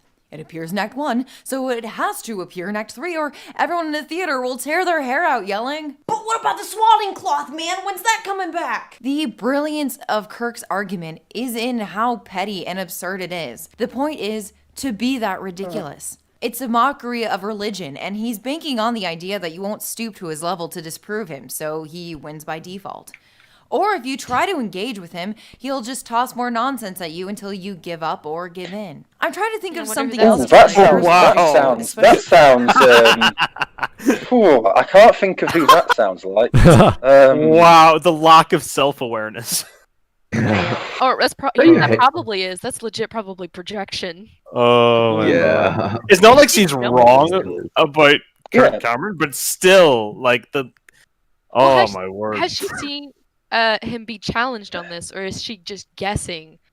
No, he legit is not challenged throughout the course of the movie. Yeah, so one in the movie, but yeah, there's nothing she's basing this off on. Therefore, it can only be projection, which is fucking funny. Oh boy. His egotism and narcissism. The only thing I can think of to compare his logic to is like when Charles Manson was convinced that the Beatles wrote the White Album as a message directly to him, signaling the impending race war. Also, where was the lie? Nobody let Kirk Cameron listen to the White Album. Get it out of his hands. Okay, Kirk's Charles Manson. These vignettes is like a. Okay, he convinced people to kill other people. So let's not go there. Yeah, like I said, and Hitler had a dog. What? Let's just rewind this. What the hell was she screaming about? What is going on here? The impending race. Also, by the way, I don't think about Nobody this let Kirk Ace Cameron Ventura listen to the sequel. White Album. Get that out of his hands. Kirk's commentary. The White Album? To the White Album. Yeah, the White Album. No one listens to the Beatles. White Album because Kirk Cameron is getting out of hand. Yeah, the Beatles' White Album, right? And it was white because of the impending victory in the race war of the white race. That's why it was the White Album. Wait. That's not what she's saying, is it? I don't know what she's saying. Okay, Even yeah. she knows what This she's is saying. really tough because we're talking about Maggie Mae Fish trying to explain a crazier person than her, and now she's ranting about the Beatles. And then she brings up. Yeah. Yep. I don't. I'm just lost. This wasn't a... No, she's on. So she's gone from Kirk Cameron to Charles Manson. Oh, Jesus Christ. Maybe this wasn't as not bad as I thought it was. Well, have Maybe you ever this is seen them in the same room? No? Well, checkmate. Have I ever seen the Beatles in the same room? No, have you ever seen... No. Have you ever seen Kirk Cameron and Charles Manson in the same room? That's what... Oh. No, there you go. No, same person. He's got me there with his logic. Or these vignettes is like a Christian version of CinemaSins or a No. Sargon video, where the goal is to be What? right. Wait, CinemaSins and Sargon? Ooh. What? Big oof. What the fuck? Okay, Yeah, both she of them. hates Both of Sargon them. the Cod. What? Both of them got an A in their name. I'll give her that. That's this is but- moment. That's what this is. Yeah, this is. I was only gonna have one drink for this video, but 6 You later. might need another one. I'm already down to I'm already on number 6. Uh-huh. Oh, Dunn, you got some boulevards to open up? Oh, I don't drink. So... That's a dear. Kansas plan. Oh, so no worry. It's. I'm just drinking crappy Budweiser, so I'm not gonna get Oh, you're fine. plastered on. I got a I'm not gonna fat get bottle plastered on stream. American red ale. Hell yeah. It's got a big booty chick on it. All right. Perfect. Let's keep going. That was a hottest take so far. Or make any kind of interest point, but to overwhelm the viewer with an unending stream of information, so they don't have time to stop and think about anything that you're saying. I talked about this at length in my video on Fight Club, where I discussed Peter Watkins and his monoform theory. Kirk gets to be right by nature of him being the narrator, even though his message is so removed from what Jesus actually said about closing the... How does being right or being the narrator make you right? What are you talking about? Is the thing she means framing? Yeah, also you're one to talk, Maggie. Yeah, right. Yeah, this is literally going like, how dare Kirk Cameron do exactly the same as what I'm doing? Again, projecting. But she could say something about Jesus closing a portal. Clothing the portal. Yeah. Okay. Alright. Let's keep unlike that guy from that last video. Okay. When he kicked that cup over with all the money in. That doesn't happen until the Bible spin-off. The Bible, that's the sequel. Yeah, the spin-off where there's the portal. Bible 2, Electric Boogaloo. Ray-hoo. Yeah, it's where it crosses over with the Portal universe. Yeah. Now you're sounds like a plan. I would watch it. Someone put the all it is Jesus being resurrected, singing "I'm still alive." That's actually how he got out of the tomb. That's yeah. Oh, he thought with portals. I'm so glad. He actually he had a portal. Yeah. He had to put the companion cube on the box. So what was the companion cube? Was that Judas? He had to throw him down. The companion cube is just one of the little donkey from the flipping. Oh, he rides into town on the nativity play. Yeah. I'm glad we actually covered this because we were about to do the Fight Club video, but it was way too long. Mm-hmm. But we're gonna eventually get to it. It's like 50 or 60 minutes. I can't recall. 50. Wow. I need to go watch Fight Club to brush up and get ready for this. I'm going to assume she brings up toxic masculinity. Oh my god, that's like the number one. Yeah. I guarantee she's going to be like, oh, it's actually a critique of toxic masculinity. She says it's endorsing toxic masculinity by accident and terrorism. Yeah, but she's such an idiot. She said her dad. Yeah, she said her dad wanting to make his son proud is toxic masculinity. And that literally that sent me off for one because I'm a dad and I'd like my son to be proud of me. That's not being toxic, not being a toxic masculinity. That's just I can't believe it made me just go, you fucking idiot! What the hell are you on about? Wow. Don't you come into my area. Yeah, and yet again another bitch thinking she understands men by imposing feminine ideals onto them, like, oh, they're not that Fight Club one's gonna be then they want to be competitive, and that's dangerous, that's toxic. Like, no, shut the fuck up. Yeah. No. It's a weird video. That's gonna be a train wreck of a video. It'd probably take us like 2 or 3 attempts to get through it. Like, it took us like an hour or so to get through 10 minutes on LiteratureDevil Stream. Might have even been 2 hours. I can't remember. It was a long time. Yeah. Oh, and to the chat, the reason why we're doing all this is because she's got nothing on this crazy movie. It's just literally her shouting at Kirk Cameron for doing the exact same thing she does. Exactly. This is literally projection 101. Mm-hmm. Or like when she says that, oh, a better way to watch the prequels is the Obi-Wan cucked Anakin. What? What the fuck is that? What? Explain this headcanon. You mean that wasn't what happened? Well, Shiny she always basically bitches says about that they were having like super. Obi-Wan cucked Anakin? No, the real father. Wait, so Luke and Leia are secretly Obi-Wan? Yeah, apparently. Oh, is that what that means? What? Yep. Is that the theory? Oh my god, I think I theory. love that so much. That's hilarious.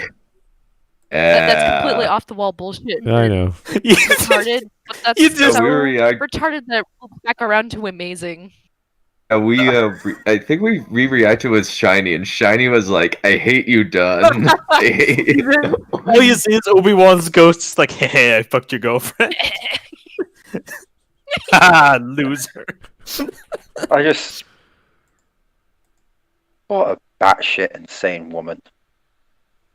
Nature of him being the narrator, even though his message is so removed from what Jesus actually said about clothing the poor and helping the homeless.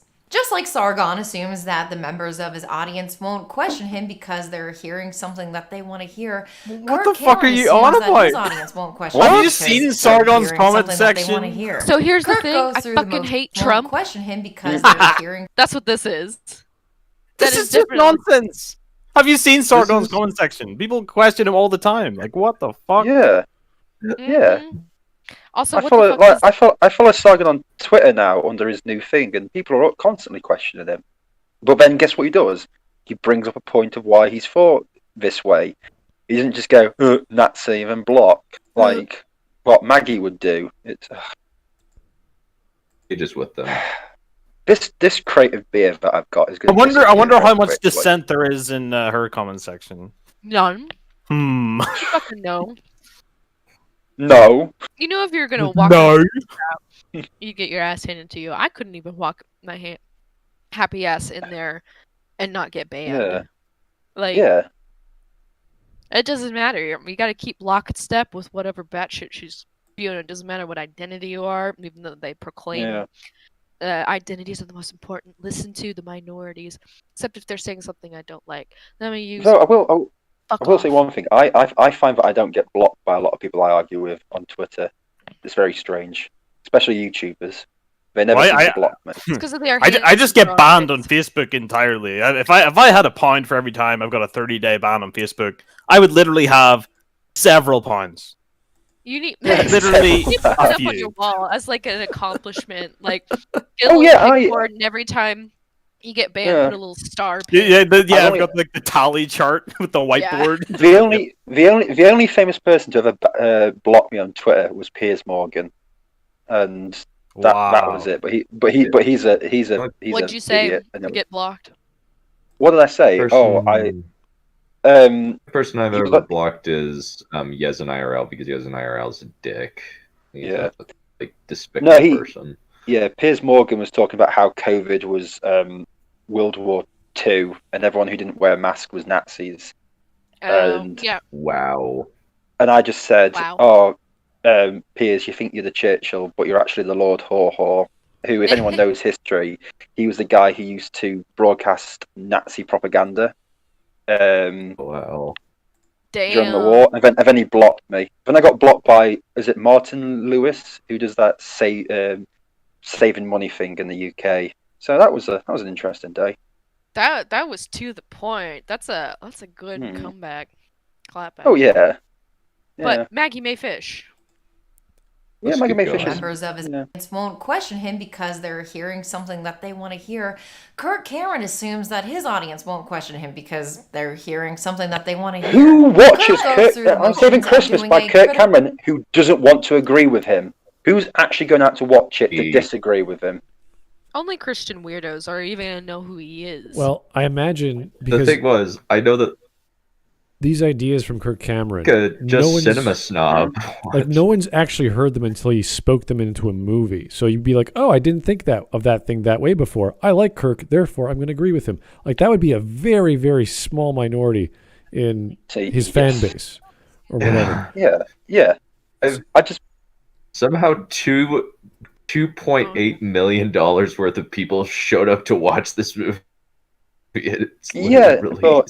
But when you have like Kirk Cameron come to your house with a shotgun going, "You're going to watch my movie, aren't you?" And he literally drives you to the cinema. You've got to. He's got enough time. He ain't doing anything.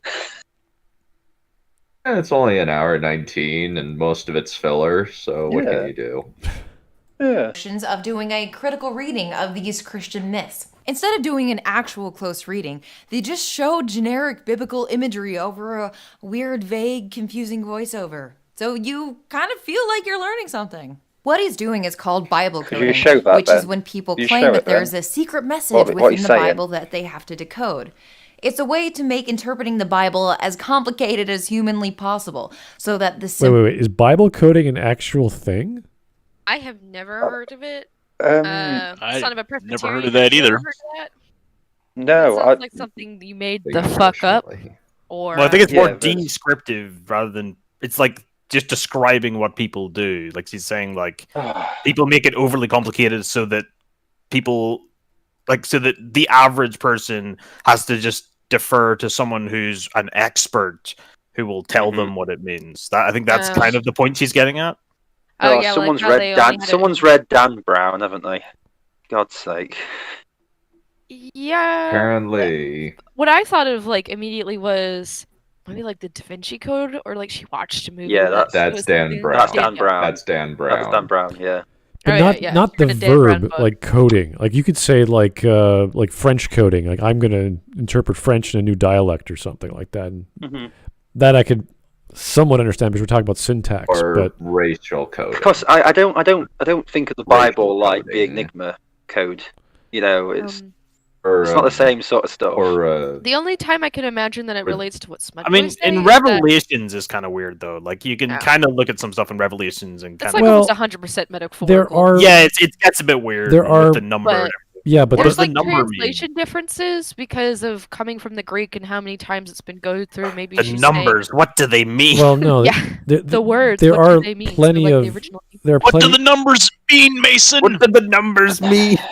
There are plenty of. What do the numbers mean, Jesus? Of Jewish scholars and what have you, rabbis who interpret the Torah in all sorts of different ways to find some moral, but they're usually along the lines of doing good and doing well and appropriate. Nothing to do with materialism or having symbolism like trees represent crosses. Like there's nothing like that. So I don't know how she came about finding this specific Bible, which is Christianity, and then having someone interpret it in such a way. Like this is nothing more than Kirk Cameron's crazy ideas. And this is just a pastor. Like this isn't the pre Martin Luther, where all the Bibles were in Latin and only had to get a formal education through the church to read it. So but you could only pastors, go through the priests. But pastors and evangelicals, they're not as crazy as Kirk is. They are very enthusiastic, but Kirk is up on some mountain screaming to high heaven about what he thinks. Yeah, you just don't get it, man. Yeah, you just don't get it. So no. What Kirk is doing is he's taking Jesus' ass and he's shoving his nose all the way up there. No, he's not. He's not. He's literally on a mountain in his pants, screaming at the clouds. That's it. That's all he's doing. And everyone's like, much. "What is he talking about?" Like, Pretty much. And here's Maggie. Even the goats on the mountaintop are giving like a strange look. And Maggie's like, "Well, this is clearly what Sargon does with his audience." You're like, whoa, Maggie. Okay, as well. She also mentioned cinema sins. I don't think of cinema sins as why did CinemaSins are a bunch of hacks. CinemaSins are a bunch of hacks who don't even take themselves seriously. Yeah, they made it pretty. Yeah, plus half the information in the videos are wrong for CinemaSins, and he never even corrects it. So at least joke. No, but it's a joke. That means anything I do wrong is fine, because it's a joke. CinemaSins gets 50% of his video wrong, which is 100% more than what Maggie gets. That's the donkey defense. It's like, oh no, he was just kidding. He was making a joke. Haha. He doesn't actually like the game. He's just haha. Okay. Rules about jokes. 1, they have to be funny. I have not watched a cinema 2. 4 years. Yeah. Same. All right, let's keep They're going. not funny at all. This scene does not include a lap dance. That was hilarious. Universal human truths like be nice to one another or like don't murder become obscured. When you're doing an analysis of something, do people brush their teeth while reading the Bible? Kirk Cameron does. No. I've never seen Also anybody... looked like he was on the last page of the Bible, too. Like the very end of it. He's got through... How long was he brushing his teeth for? Jeez.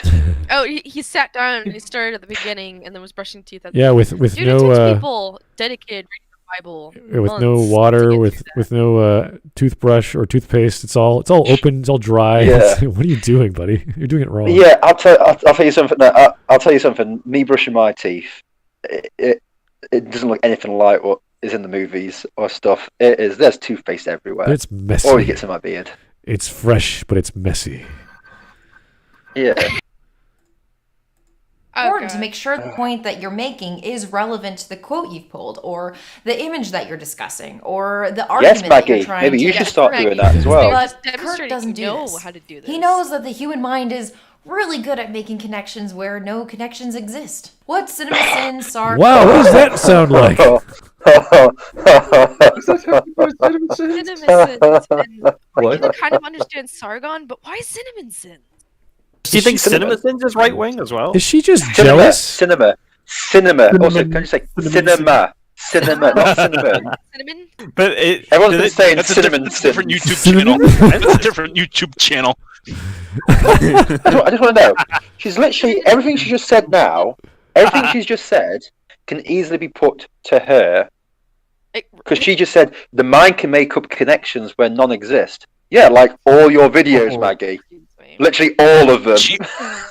Yeah, and she also mentioned the whole, fans will follow whatever they say thing. It's like, yeah, so do your people. Yeah.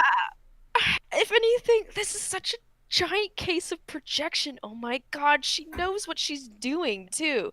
Or maybe she doesn't. This is the biggest. No, I seriously doubt that. Double thing. Like, if she's gone this far, like mentioning like all these problems these other people have, and she hasn't gone like, oh my god, I'm doing this too. Like, nope, she doesn't have no idea. Done. How much money did this movie make, by the way? It made $2.8 million. Right, so on a $500,000 budget. Yes. So what I'm really getting from this is Maggie Mae Fish is annoyed that some crazy loon could just save her own view and get $2.8 million while she sat desperately with a cardboard cutout fireplace and a badly done. Yeah. No, I didn't realize it was cardboard. I didn't look at it that closely. Oh, it's the whole thing is cardboard with paint on it. I gotta say that is funny. Is that masking tape behind there or Scotch tape holding it together? Yeah, the Scotch tape. See all the glare on the candy cane. Yeah, I see all the Scotch. All the Scotch tape. I was too. Are we actually? Yeah, they are candy. I thought she might have just bent a straw to look like a candy cane, but no, they are real. Cane. Yeah. But like, she got held on there by tape. Man, I'd be making cute little cardboard Christmas villages and pinning up things on the wall and making handy. Did she not have like a stocking, or is like all her socks just look disgusting that she can't hang it up? Or would it be too heavy and the fireplace would fall over? There's a place called Joann's. They sell some nice shit. Everyone, if you like Joann's, they're having a sale off of everything Christmas. Go right now, including you, Maggie Mae Fish. Get some decent background decor, please. Message coming please, in. everything's 60% off right now. Through. Just do it. Just do it. That snowman behind her was actually higher up, but he's jumped off to try and end it all from this video. Trying to escape the flames. Yeah. But this bitch can't even cut a straight line. Oh my god. Look at this man. Anyway, I want to see how CinemaSins and Sargon match up with Kirk Cameron saving. If it doesn't exist, someone should make a CinemaSins channel and just review cinnamon flavored products. I go, oh, this tastes awful. This is the worst cinnamon flavored thing I've ever tasted. Well, CinemaSins, I feel 5 like out of 10. sins against the sweet nature. I'd be like, this is not wholesome. I feel like they could be a perfect Halloween food. CinemaSins. So thanks for that. Bring it out every year. Thanks for that take. CinemaSins is just a spoonful of cinnamon. Thanks for that take there, Lenny the Shark. I do appreciate. Is it a cinnamon sin to snort cinnamon? I don't just have like cocaine. You're just like. Offer to the cinnamon god. I don't have a bell sound, so I can't play a ding. But I get what you're trying to say there. Thank you. You get a sound. Every time someone goes off, ding! Not a lap dance. Scene does not contain a cinnamon roll. That's everything. Every second happens, the counter goes up because there's no cinnamon roll. All it is just an hour of ding ding ding ding ding ding ding ding ding ding ding ding. Okay, let's keep rolling. Don and Kirk Cameron do is a perversion of critical thinking and close reading. Thank you, all my high school. Oh, Jesus. As I mentioned before, one of the most you talk surprising like a things high about school this graduate. movie is that What did you Don say and about Kirk English Cameron teachers? do is She a said perversion thank them. of critical thinking and close reading. Thank you, all my high school English teachers. As I mentioned before, one of the I'm assuming she doesn't have any university level teachers, so for Yeah. English- or philosophy, or logic, or This sounds psychology. like fucking AP English. High school English. Wait, what? Damn it! I can't check up the conversion to British years for what High Flint sent school me. What? is 13. graduation, so it's from 18 to about 14. 15? Yeah, 13, 14 to around 18. Yeah. 14. All right. Yeah. So just like my secondary school. Oh wow, really? That's the best you could. Yeah. Wow, you're an idiot. Secondary school here is college. That's what we call it. But yeah, she basically stopped at 18 with her education, and thinks got some literary. I stopped at 18. So, and I'm an idiot. So yeah, you're an idiot, Maggie. Right. No, this sounds like That's my B-level evidence. stuff. Like, surprising things come on, Maggie. about this movie is that Kirk's antagonist is not a heathen, but actually a devout Christian. In fact, the brother-in-law's name in the script is Christian. In Kirk Cameron's story, he's oddly calling out that the problem are the people who center their faith on Christ and Christianity. I do want to point out how these movies decenter Jesus, and in Jesus' place, the producers center themselves. The producers and writers of these movies not only avoid calling themselves Christians, they literally reject the title. Saving Christmas does this by naming the antagonist Christian. Show it. And that's Christian, my brother-in-law. Fireproof pretty much avoids using the word Christian at all. I'm glad this new faith is working for you, and Mom, I really am. And I'm in love with a church girl, we get this. We really don't like that word religious, Miles. I prefer man of faith. So, what was your religion again? I guess I'm Christian, but we don't really like to call it that. When you call yourself a Christian, you're pretty Why is the explicitly cheetah saying girl that you are here? a follower of Christ. I know, It right? is right in the name. Oh my god, I But haven't thought of choosing the to call cheetah girls. yourself That was a like man a of faith weird bit of instead dialogue. Christian, that's totally abstract. Well, you no. are simply a person who It's a man of faith instead of religious. Seems to be in those clips. What? I was talking about that last one. We're like, oh, I'm a Christian, but we don't call ourselves that. Like, No. yeah, she was saying, oh, like, yeah, you do. She was saying Yeah. like what religion, and then she was like, "Oh, we don't like to call it a religion." Like that, I think that's what. Oh, in those okay. clips. But I still think that's that's the case, dumb okay. when people say that. It annoys Yeah, me. People it's say, dumb. like, I "Oh, think I've you're heard that faith." once, but Like, they're Yeah, that's like, the point of the It's so that's at dumb. the point of the conversation where you just go, okay, bye. That's just. Yeah. Ew. You're- Oh, yeah, I bet you. Oh, look, it's an. Oh no, here come the non-denominational. Ooh. Yeah, that's exactly Oh, what it is. no. That was the churches I went to that were like, we're not Oh, religious type. no. It was the fucking non-doms. I gotta hop off, guys. I gotta hop off. I'm about to have dinner. I'll be back on Tell you movie why night. it was Alrighty. really delicious.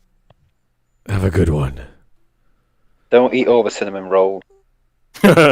Don't spoil your appetite. Dinner does not contain cinnamon rolls. Ding. Ding. The views and opinions expressed in this post are not those of the author. I had what? Did you ever have Chilean cinnamon rolls? Chilean? That's chili, as in like chili, with cinnamon rolls. Apparently, that's like a Midwest thing. No, haven't had that. No. Not even when I was only living in Kansas for a year. I'm currently living in Utah. All right, then never mind. We'll talk about weird. Yeah, that's definitely an American thing. I don't think cinnamon rolls was. Yeah, that is. That's yeah. like a Kansas thing. We're narrowing it down here. Not even an American thing. Okay. They're disgusting. It turns out it's just like a Cedar household thing. It It turns might out no one be, else in the whole world. It really might be. There's things like, yeah, you've done this. No, what? And my mom's like, yeah, we did it all the time. You ever heard of wassail? Apparently, that's like a household thing. No one's heard of wassail? Oh my god. Sounds German, but no. Anyway. Yeah, anyway, let's keep going. to have faith in some unspecified thing. This distancing from Jesus' message actually has precedence in Christian theology. In his book, Jesus of Nazareth, Paul Verhoeven writes, after he was crucified, according to Christian tradition, rose from the dead, the resurrection became Christianity's central tenet. It proved that Jesus was the Son of God and that his death had been an act of redemption. And so the messenger, who proclaimed the kingdom of God, was transformed into the message. Early Christian leaders cared more about getting people to believe that Jesus was a superhuman who came back from the dead than getting people to believe that they should be nice to one another. Being a Christian meant accepting Christ the Messiah rather than accepting Christ's commandment to love one another. It meant simply being on Team Jesus and wearing the Team Jesus colors. And there's a certain logic to that. If he didn't come back from the dead, then Jesus was just another one of countless prophets from the time. So why should I? But the message was not just to be nice to each other, because it wasn't just, oh, anyone who's nice to each other will get into heaven. Like, no, it's like the only way is through Christ. That's like the message. That's part of the message, at least. It's so also, it's not. Yeah. Oh, sorry. It's pretty explicit that no, it's not enough to just like anyone who's nice. Well, no, if they explicitly reject the belief. Yeah. There's also the thing. So you have to specifically. There's also like those who have swords but know how to use them to keep them sheathed shall inherit the kingdom of heaven. It's not the meek shall. And what is it like? Sell your cloak and buy a sword. Like if you don't have a sword, you should sell your cloak and buy one. Yeah. I think that's in Luke somewhere. And yeah, there's a lot of strange things in the. I mean, you can't wear clothing of two different fabric or something. Is that right? That was the Old Testament. That's the Old Testament. The Old Testament, the Old stuff. Old Testament. Most of the Old Testament, like nobody follows the Old Testament, like unless they're like. I mean, there's obviously some stuff. I mean, like the Ten Commandments still basically stands. I almost started in Minnesota. Unless you're the most Jewish type, Orthodoxy, you don't follow the Old Testament. What was that accent you just did? Minnesota. She's got it. She's from Minnesota. Minnesota.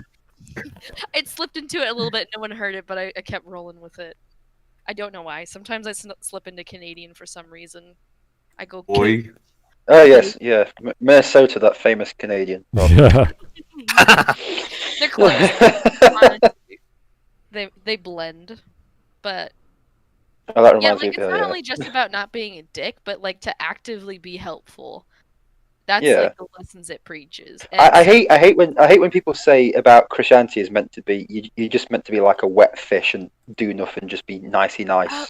And have no backbone. And it's like no, there's a lot of different stuff. So what that is people are misunderstanding it, because I did have to take a religion class in college. But the guy was actually pretty cool. But the whole, turn the other cheek as someone slaps you, that whole Sermon on the Mount was actually about civil disobedience against the Romans. And so the turn the other cheek thing was actually, if they slap you backhanded, you were nothing. But if they slapped you front-handed, that's what they did to other Romans. So basically, turning the other cheek was showing them, forcing them to slap them on the front hand, claiming that they were equals. And also, it's a bad look to keep slapping them around. And all of that stuff was just civil disobedience to say... No. All it meant was just let people fuck you over. Just let people beat you up. Yeah. That's all. That's the entire message. Bend over, spread your ass cheeks. That's what it meant. That's what Jesus wants you to do. Yeah. Read the Bible all the time. Yeah. I follow you over someone else. You can't have 6 or 7 crusades of killing people and say, end up with fanatics who care more about the act of resurrection than what Jesus actually said. It meant that you get fanatics who would defy the teachings of Jesus in order to coerce. Wait. Are you trying to explain the history of Christianity or Catholicism by reading some dude's book from the past 30, 40 years?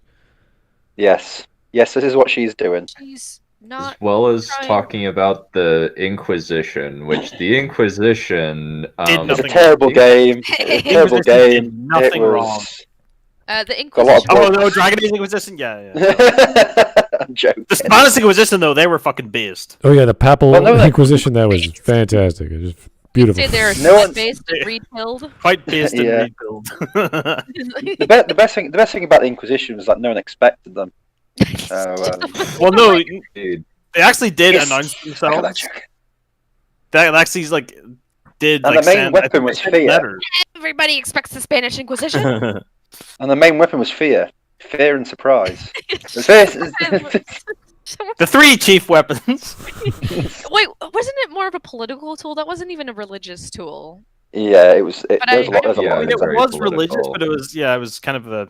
Well, But I guess back in the can I time just say where one thing? religion and politics were one and the same. Yeah, can I just say one thing? We're going on to about fanatical cults.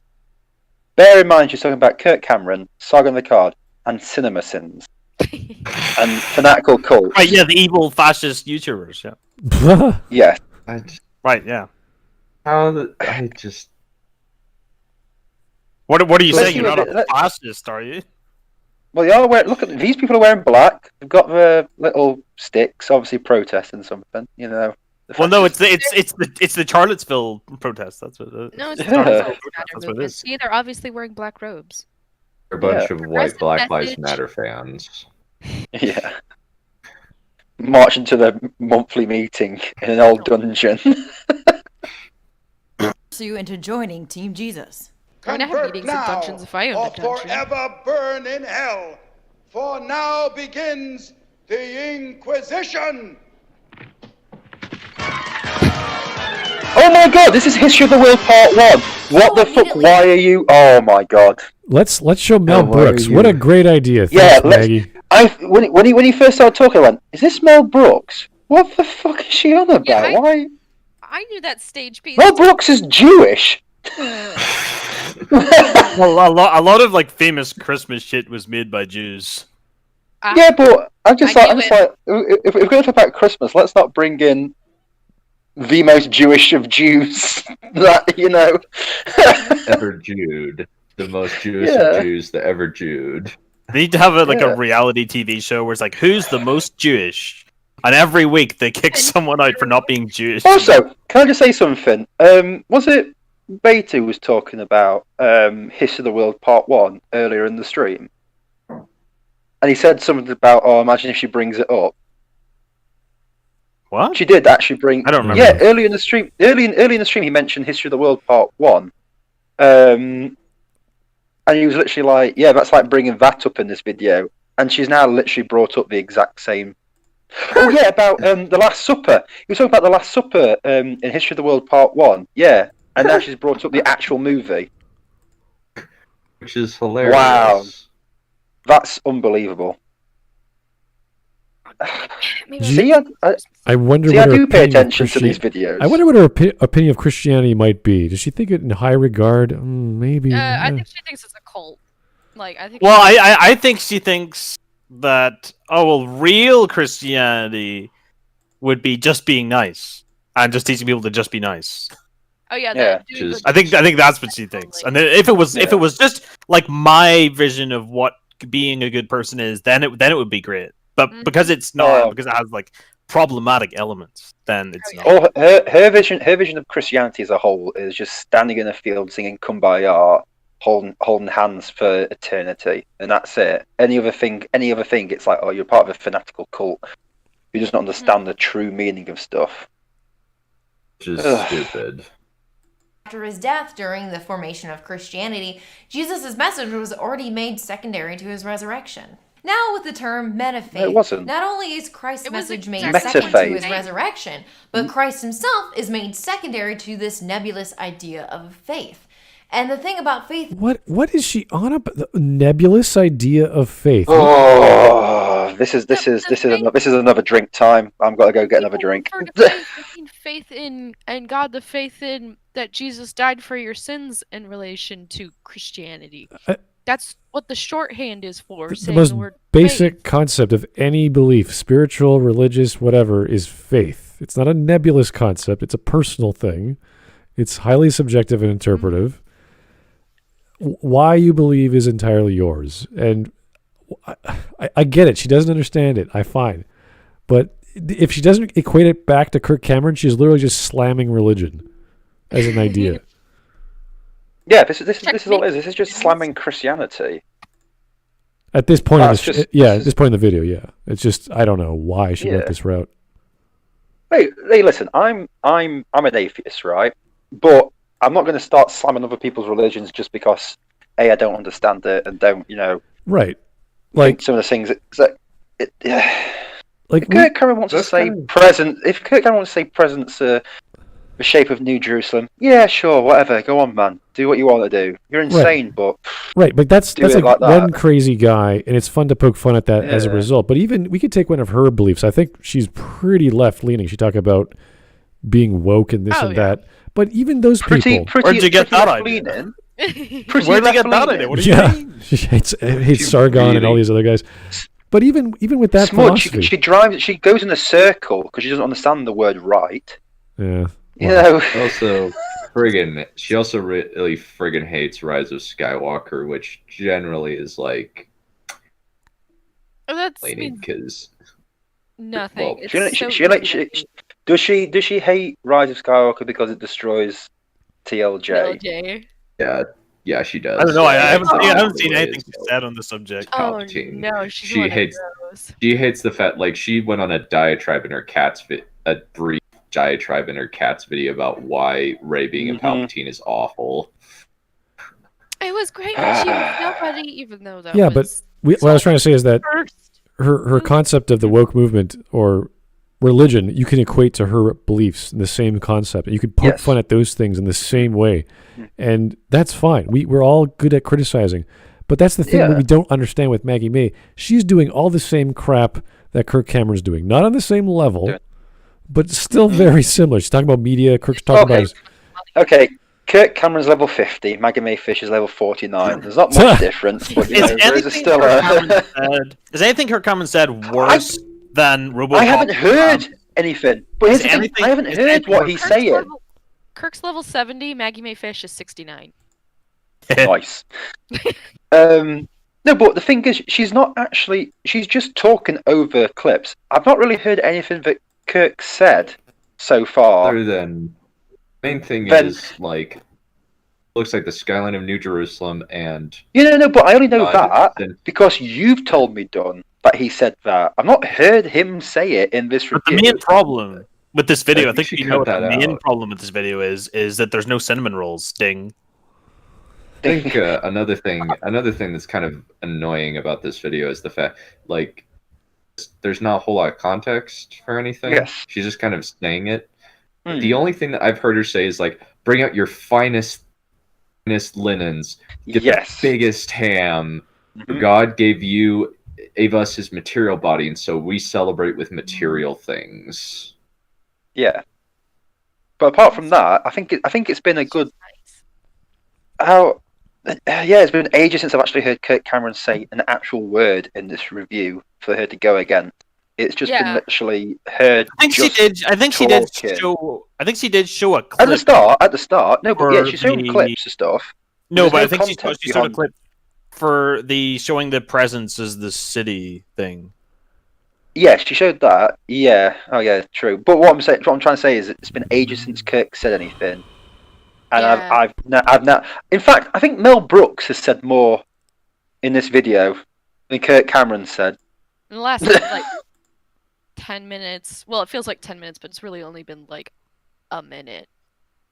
Yeah. It just feel like 30 million years long.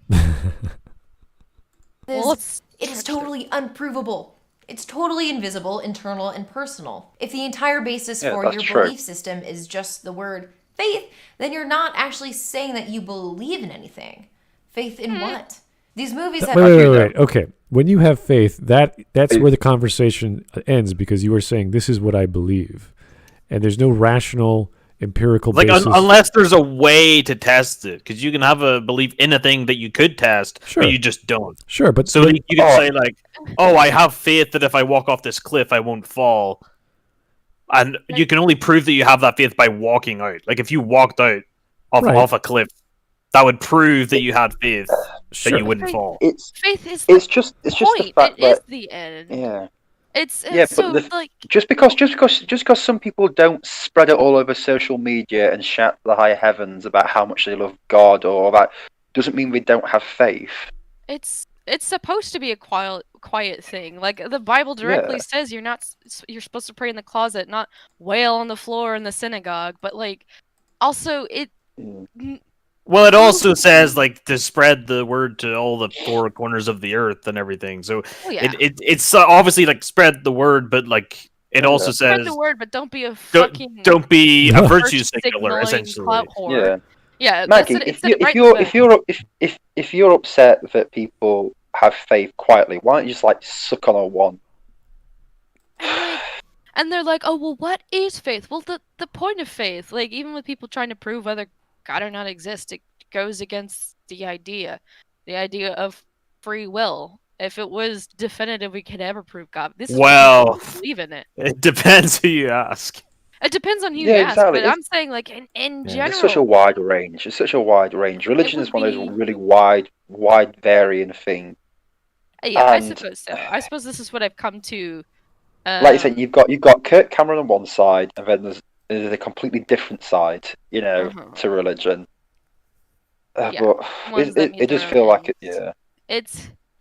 It's just as if it has to go further. It is the end point because there isn't anything to go off of because it is the faith because that's all that you could have. You can't have empirical proof because otherwise it would be oppression.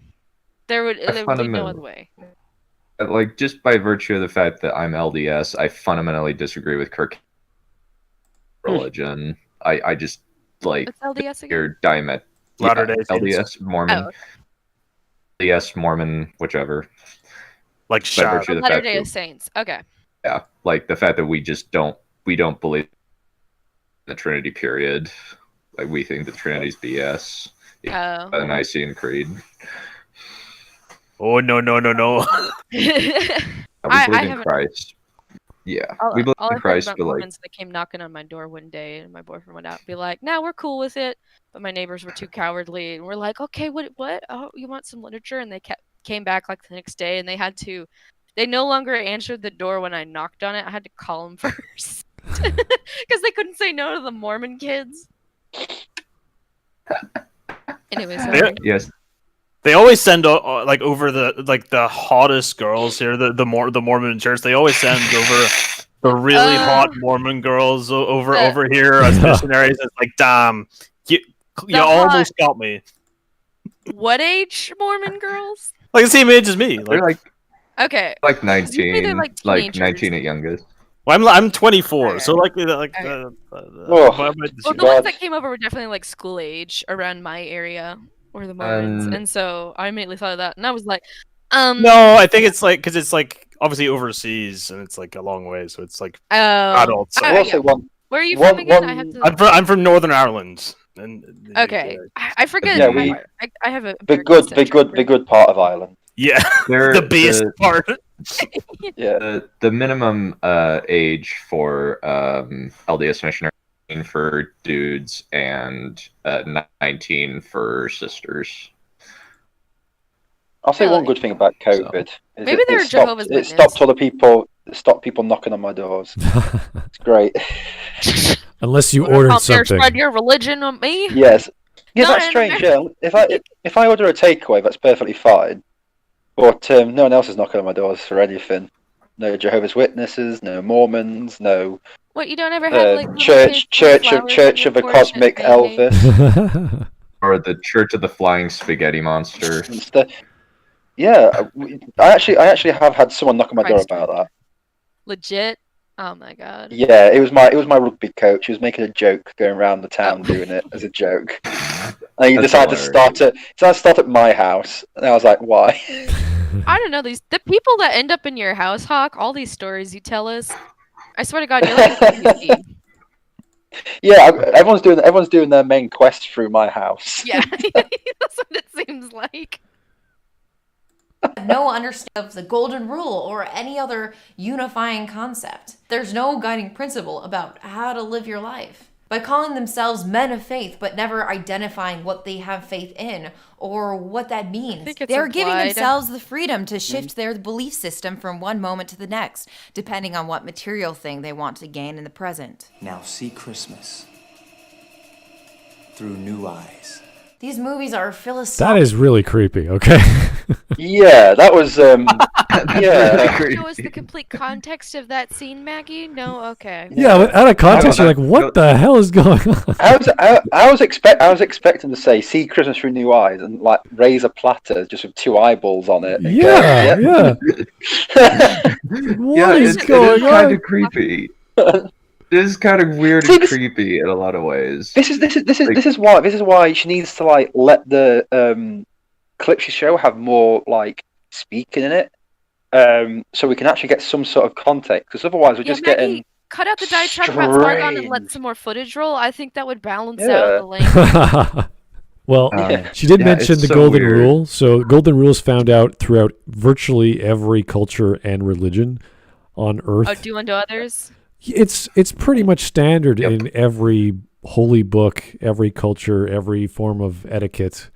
It's straightforward. So why she brought that up? I don't know. I think a lot of them would disagree. I think like there might be some similarities, but I think a lot of them would say like, no, there's significant differences. The Sikhs are like, fuck you, bitch. The leftists very much believe. The leftists very much believe do unto others before they do unto you. Oh, that's the leftists believe do unto others because fuck it, we can. And that's do it. unto others because we perceived you Just have want to. done it because you've been near someone who did it, who was dead long ago, and whatever justification we could fish out of this hat has about 20 or so justifications, and then we're gonna stab you. And if you cry about it, well, you know, we're the victims of your crying because that hurt our feelings. Yeah, leftists are we do unto others, checks, notes, and then whatever they've got. Yeah. Because do unto others what you project that you think other people will do to you. There you go. Hey, put that on a stone tablet and say whoever does not follow these tenets will be put to death. Anyway, I'm an anarchist now. So what? What did you say? An anarchist. There's a reference to the Renegade Cut video. Yeah. That was that would be amazing if at the end of a Saving Christmas video, Maggie Mae Fish literally ends. By the way, I'm an anarchist. anyway, I'm an anarchist now. So anyway. So anyway, I'm a Satanist now. That would be good. I wouldn't be shocked. That pause screen there, it looked like she was accepting her fate of being a crappy YouTube reviewer. Interstellar music plays harder. So cynical. The reason I got interested in the subgenre of movies is, of course, yes, because they are hilarious. But as I've continued... Wait. So there's a subgenre that we can call Kirk Cameron's... Insane? Kirk Cameron's? Are she talking about Christian movie media, like God's Not Dead and that one? Is this like searching through? Was it the Hallmark Channel for like the Christmas one? Yeah, or like everything by Pureflix? Yeah. The Women's Network has all those Pureflix, romantic Christian mingle. Well, I don't know what they're called, but it's always very dopey romance movies for TV. I think the technical term for these sort of movies is crap. Yeah. Yeah. Chick flicks. Are those chick flicks really? Are they? No, not really. What would it be? For sure is not a chick flick. That is not a chick flick. Chicks just. They're like Xmas. They're like anymore. I mean, if you don't live up to Outlander, like, are you really a chick flick? That's a good point. Yeah. I mean, what would you call those? I think they're just called like I know it's like a channel, but people actually just refer to them as like hallmarks, like because they're usually shown on that channel. Yeah. Stuff. Christmas and they've all got exploitation movies. Christmas exploitation.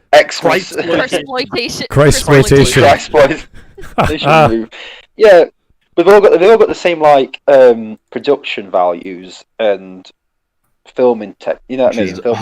It feels like a soap opera, but in a movie format. And you're like, what is this weird hour-long thing? Dirt cheap, usually involving Lacey Chabert. Yeah, when I watch them, I'm always half expecting to hear like the EastEnders theme music to start playing over it. Yeah, I expect every like dramatic thing. All you hear is dun dun dun dun dun dun dun, and then it says like next week. Oh no, it's actually it's just an ad break. Actually, I slept with the organist. Dun, dun, dun, dun, dun, dun, dun. Next on BBC News, next on BBC One, we've got Doctor Who, and yeah, that's just what I expect all the time. No, I've not watched BBC in you got a license 3 years for that now. existence. I don't have a TV license. I don't pay for one. I don't know why anyone would anyway. Like, I don't know anyone. Seriously, if you listen to this, if you don't pay, if you don't have to pay for TV license, just don't have an aerial. Just watch stuff through your Xbox or your PS4s or 5s or whatever. Yeah, like do that. And there's nothing they can do to make you pay. Right. Is it that you have a screen that you get taxed, or if Nope. It's use of an aerial. Okay, use of an aerial. Yeah. Who uses that? I don't even know anyone except for maybe my grandma that has cable. Yeah. Exactly. But that's only in the UK. For the rest of you, I can't give any more advice. It's very different. You can get cable, you can get coax, you can get fiber, you can get standard digital signals from a satellite if you wanted to go that route. But because over here you've got. I think it's just live TV. Yeah, coax. Yeah, it's live TV, but if you don't connect your aerial to your TV, you can still watch live TV. No, I think even that, like, you're supposed to have a TV license. No, I'm pretty sure. No, because I've had them round. And they saw all my setup. BBC came round because the guy who lived in my house beforehand hadn't paid, so they sent some people round, and I showed them all my stuff. I said I'm not paying because I've not attached the aerial. Did you open the door that said BBC and you slammed it in their face? No, I let him in. I was not. This was before COVID, and he had a look, saw everything. He says, "Do you see live TV?" I said, "Yeah, through my Xbox." He goes, "What about through an aerial?" I said, "Nope." He goes, "Yep, that's fine. You're on the list now of people who don't have to pay." You're on the list. Oh my god. Yeah, so I don't. I like they have a list for people who don't have to pay rather than a list of people who do. That really says something. What's funny as well, there's a separate type of license for watching in black and white. Yeah, exactly. And some people still have it. There's some old people that still have this slightly less expensive license. Only black and white, or does it just? If you have a TV that only shows black and white, but you can still watch. It's just a lot of John Wayne movies. Okay. And so it's like old movies that are black and white. They don't show modern stuff. All right. No, they show modern stuff. Sorry, tangent. Moving on. Sorry. Back to Maggie Mae Fish, guys. Continue to explore this genre. They've really evolved into more of a dystopian nightmare. When I watch Saving Christmas, I don't get the impression that Kirk Cameron has faith in anything. I wouldn't even say he has faith in his material objects. His desire to acquire material wealth feels more like a desperate attempt to deny his own existential dread. What? What is this color? Where did you get this from? The biggest ham and the richest butter, hot chocolate, lights, dystopian when I watch Fireproof, existential I don't get the dread. that Kirk Cameron just keeps Saving Christmas. Living anything. Whoa! Wow! Hold on, bitch. What? That is what we call presumptuous. What the fuck, Maggie? If you're gonna throw shit, where have we gone? What is this passive aggression? This is some S-tier psychoanalysis going on right here. Somehow we went from Christianity movie thing, went into dystopian whatever, and now it's about existential, removing or trying to avoid. And how Kirk Cameron cannot feel love. That's because he doesn't like his material goods, and now it's some weird existential angst he's escaping from. Okay, he has an Amazon shopping addiction just like me. You know, we exist and we live fulfilled lives. And we are valid. And I just bought. We are heckin' cute and valid. hella cute and that was such I'm still trying to like wrap my head around it because dystopian films.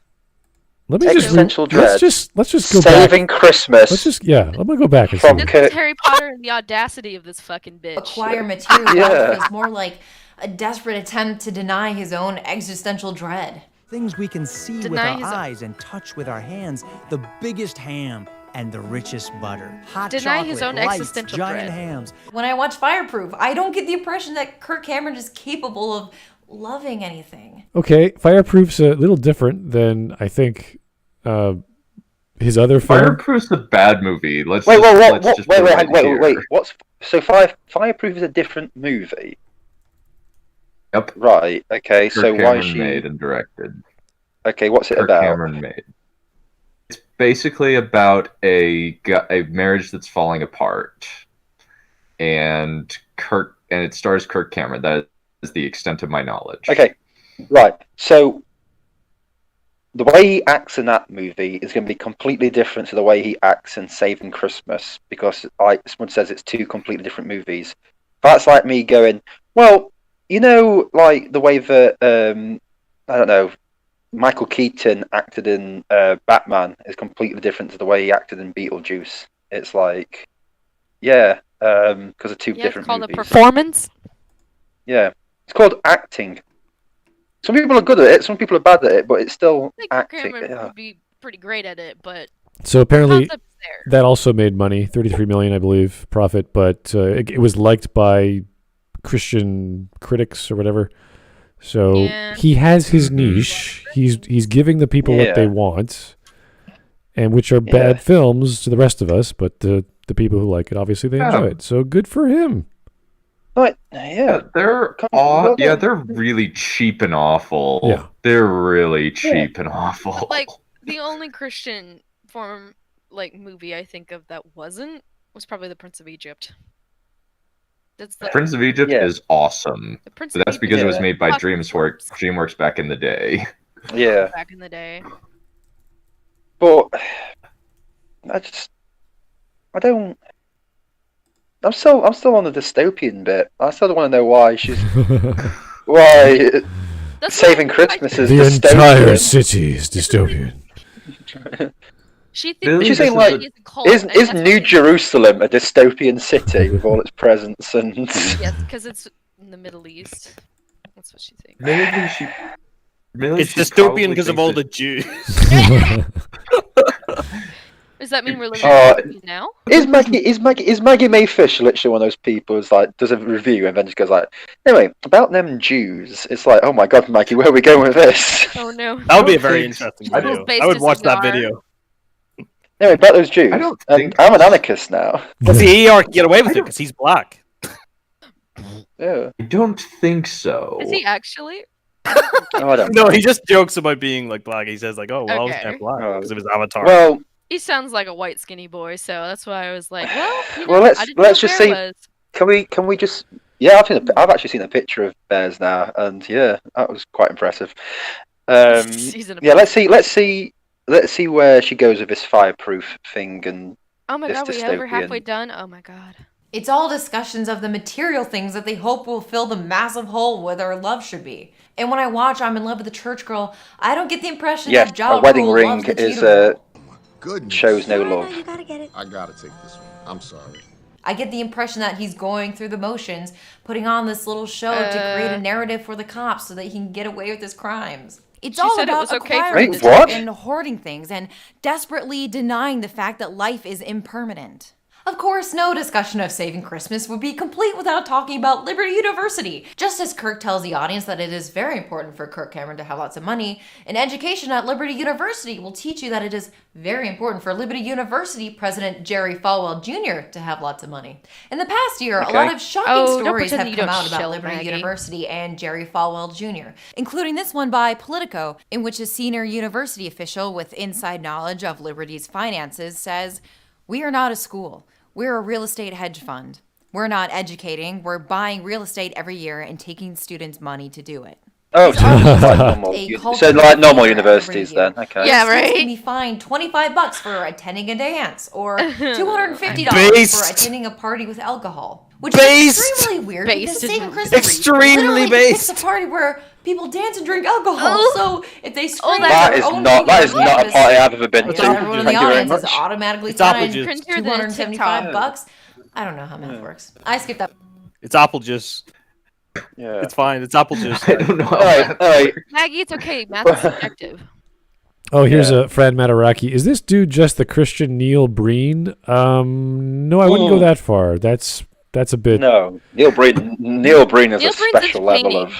No, we should get one of those though. I can't believe you committed suicide. I cannot believe you. I cannot believe you've been crucified. I cannot believe you've been crucified. You've been crucified. I cannot believe you saved Christmas. I cannot believe. He plays like all the characters, and he's. I still love the very first one that Red Let Me did when he goes like, "I'm the greatest scientist, super agent, killer." I'm like, well, we know where this movie's going. Really? All you see is Kirk Cameron going, "I am the greatest at saving Christmas. I have numerous skills."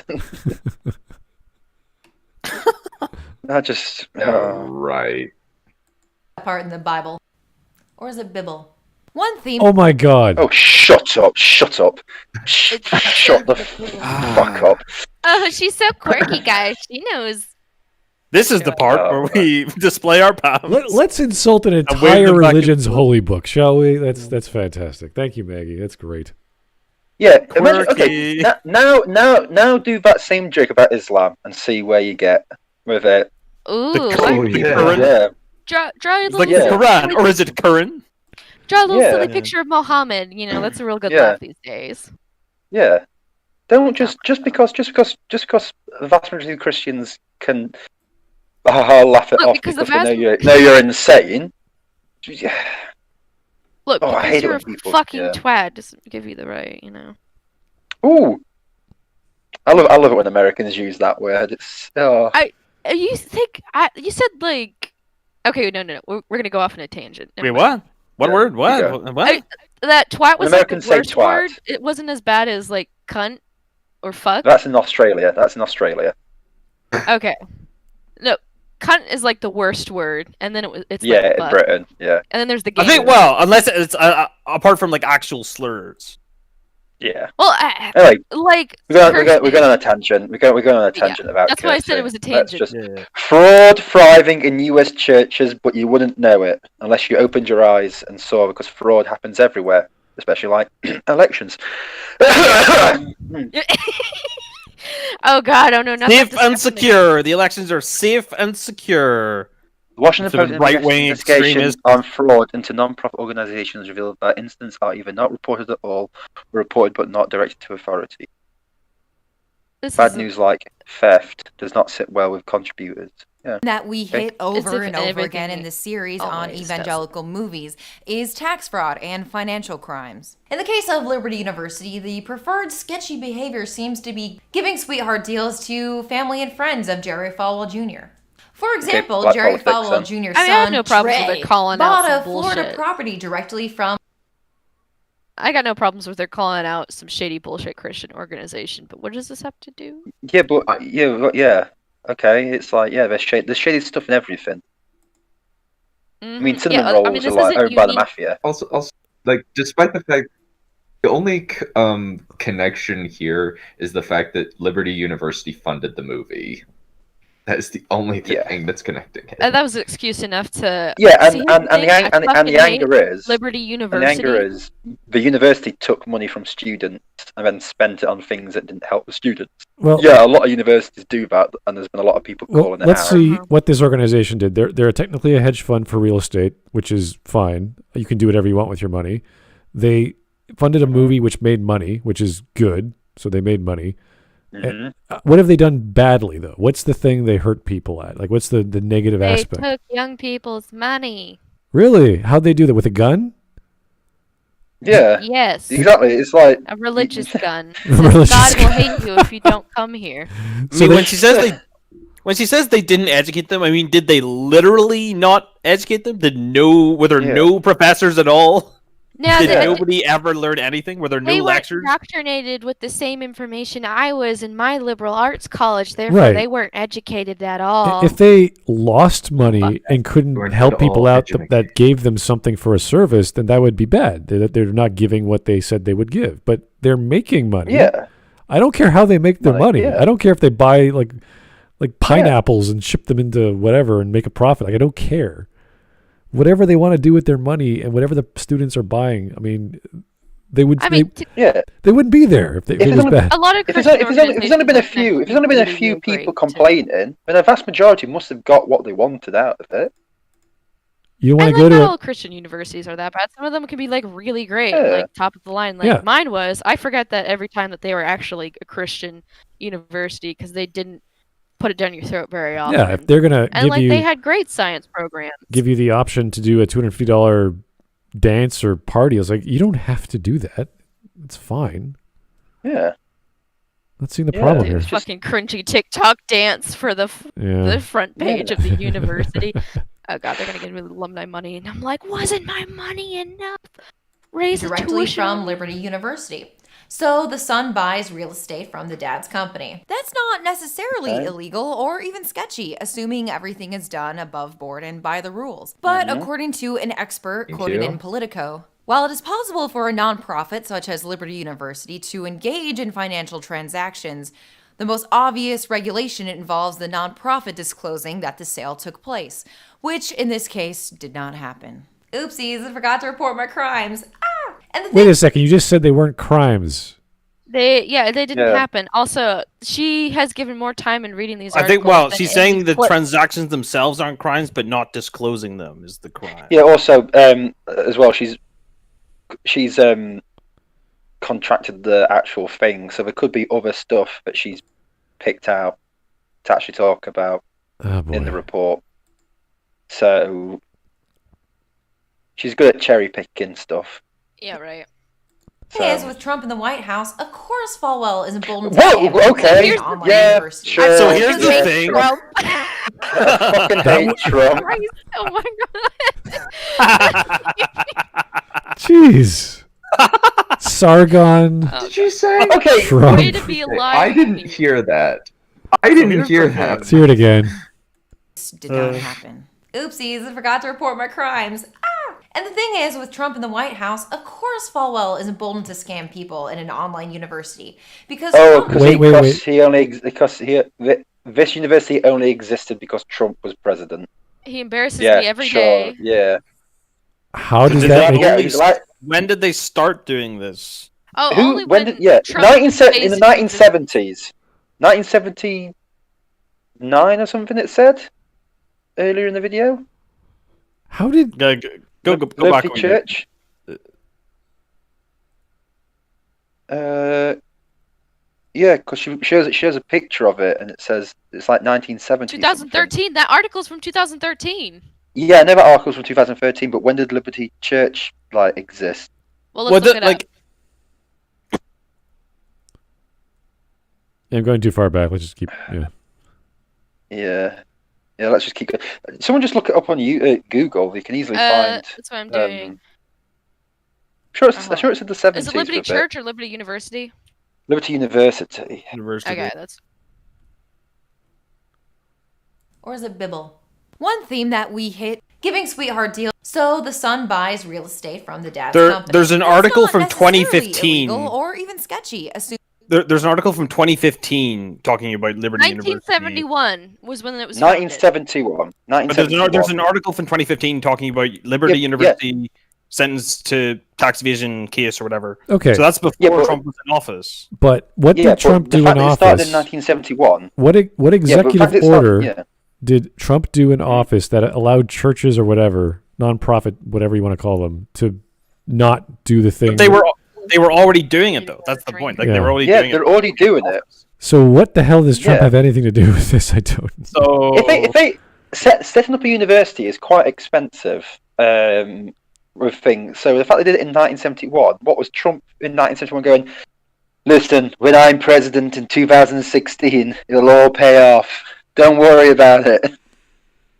It's like, this is ridiculous. This is just stupid, Maggie. Assuming everything is done above board and by the rules. But according to an expert quoted in Politico, the sale took place. Because Trump also loves scamming people with online universities. In 2016, Trump was ordered to pay $25 million to settle 2 class action lawsuits, plus another lawsuit in New York related to the now defunct Trump University. And while I'm adding to Liberty U's rap sheet, as a nonprofit, Liberty U is legally barred from engaging in political activity. Yet they produce shirts like these. Hey, you know what? Kirk Cameron, can you help everyone imagine? Oh, but I'm sure if it said Biden, you'd be fucking perfectly fine with it. From engaging in political activity, yet they produce shirts like these. This is not during election year. This is 2017. I'm not seeing only conservative Christian organizations engage, like nonprofit organizations, engage in political things when they shouldn't be political. There are so many organizations that were selling Obama paraphernalia that had nothing to do with his re-election or election in the first place. They were just selling it because he's a popular figure. Yeah, you can do. I'm pretty sure. When was this? When was this video? When did she do this video, Maggie? Last year, December. Okay, so it's last year. But I'm pretty certain if Liberty University had something like say this year about Biden and said, University Biden, whatever Biden's flipping slogan was, I'm sure she wouldn't complain. But because it's Trump, they're not giving money. They're not giving money to the Trump campaign. They're just selling T-shirts that have his name on it and have his slogan. Which you could buy a MAGA whatever from like dozens of vendors out online right now, which has nothing to do with the Trump campaign. Sure, you can. Yeah. They're not copyrighted or something? No, but look here. It says "Making America Great Again, 1 degree at a time." They're trying to say that if you come to our university, you're making America great again, and they've just put Trump on it because, it's. Anyway, Maggie, saving Christmas, saving. So saving Christmas, So about cats. Bad movie, bad movie, really bad movie. One of the worst. So the Spanish Inquisition. We've gone from fanatical cults, CinemaSins, Sargon, dystopian futures, existential dread, Trump, and he can't feel love. That's the other thing. And he can't feel love. Nazis. We've still got at least a quarter of this video to go. I am raring to see how she just. So you're doing a Maggie Mae Fish video later? I'll whip up a bingo card for the audience. This is why we don't listen to female streamers, okay? Yeah. Here's something. I bought this 24 bottle crate of Budweiser today, right? And I've been going through it. I've only got 12 bottles left. How many is it? I'm halfway through it. Well, to be fair, Budweiser's pretty weak, so it's They're only they're quite. But I'm frightened that I'm going to get through the whole lot tonight. Yeah, she's pretty bad. Like I haven't had a Budweiser in years, so I'm like, all right, whatever your preference. It's to be honest with you. I think it would. In the UK, we're just trying to find whatever beers left because they're starting to ban a lot of the alcohol sales. Really? Wow. Wales, you can't. Wales have banned alcohol sales even in supermarkets now. Why? Really? What for? Wow. Why? Yeah. I haven't heard about this. Why? Because the First Minister of Wales is the First Minister of Wales is literally the most boring man in the history of the world, and he's come out and said himself he doesn't like fun, so he's banned everything. That literally just pushes away customers. They'll go out to the places in the river. You can't buy pens or paper to even like draw stuff. He's banned that as well. Oh. All you do is you wake up. All you do is wake up, Who's this go to work. Is this the same day where they, when COVID started, they said gardening tools were non-essential and therefore you couldn't buy it? But everything's pretty much non-essential in Wales now. They're even saying like food shopping might be classed as non-essential. What? Yeah. And they're literally trying to murder their constituents. Like They want everyone to buy things through. Like Amazon's trying to set up a food shopping bit and everything. They want people just It's so transparent. It makes me so angry how all these COVID restrictions are just meant to line Amazon. They're gonna start easing the restrictions, but then they're gonna start checking like your Twitter history and be like, oh yeah, where have you been? Oh, I'm no, you said a meanie word on Twitter. Nope. Oh, I've accepted that once you start doing that, I'm either in front of a firing squad or in a gulag. I've accepted that. That's why I'm trying to kill as many brain cells of Maggie Mae Fish so I don't feel a thing. That's kind of the opposite of what happened in Ontario just recently. The past, how many years it's been? Maybe 4 or 5. We never had alcohol in our grocery stores. We can only get alcohol at our LCBO stores or our beer stores, which were owned by the LCBO. And just recently, they started doing, like, it started off with like beer, and then it went to wine, and then it went to spirits, and then it went to other things. So now we have Costco can now sell alcohol in our Costco. I gotta get that bulk alcohol. Yeah, the Kirkland whiskey. I think they're making it. I can't remember, but it's just recently Walmart's been selling.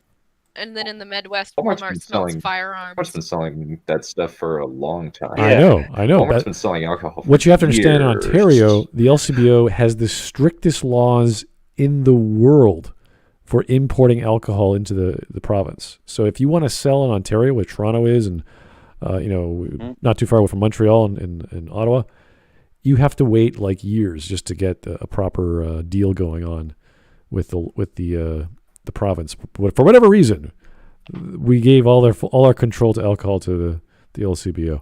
So it's a strange system here in Ontario. Yeah. Well, another thing I've also just remembered about in Wales, baby formula and baby milk and nappies are classed as non-essential. Wow. What the fuck? You can't buy stuff like that. Yeah. Just baby clothes and adult clothes are now looking to be classed as non-essential. So they're going to say you can't buy clothes as well. What? Okay, how many months has the lockdown started? Has it been 9 months left? Because it's been March pretty much. Right? Yeah. Yeah. In the UK, that's about that's almost 9 months. So yeah. But Wales is run by Labour, which is like the US Democrats, and they are just absolutely desperate. They're even like left of that. Like they're even they're just desperate for this. Crazy, they just want this lockdown to continue forever. Bear in mind they put this lockdown in. I think there was 1 death in a month, and they went, "Yeah, it's time for lockdown." And those are rookie numbers. Gotta pump those numbers. Gotta pump those numbers up. Pathetic. Oh god. All right. Okay. Anyway.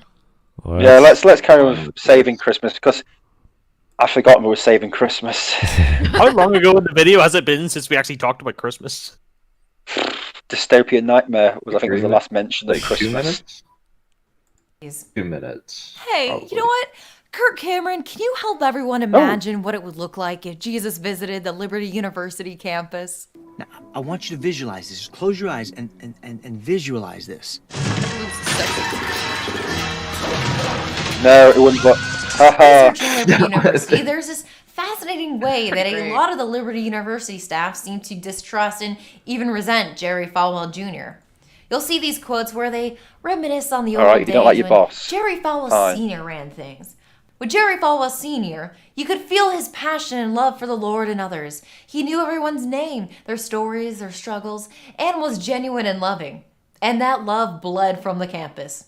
A former longtime university official said, "It's a cold place now. With Jerry's dad, there was never questions about his business dealings or whether he was profiting from a business deal." You know, if only we could return to those glory days when Jerry Falwell Sr. ran things with a kind and compassionate heart.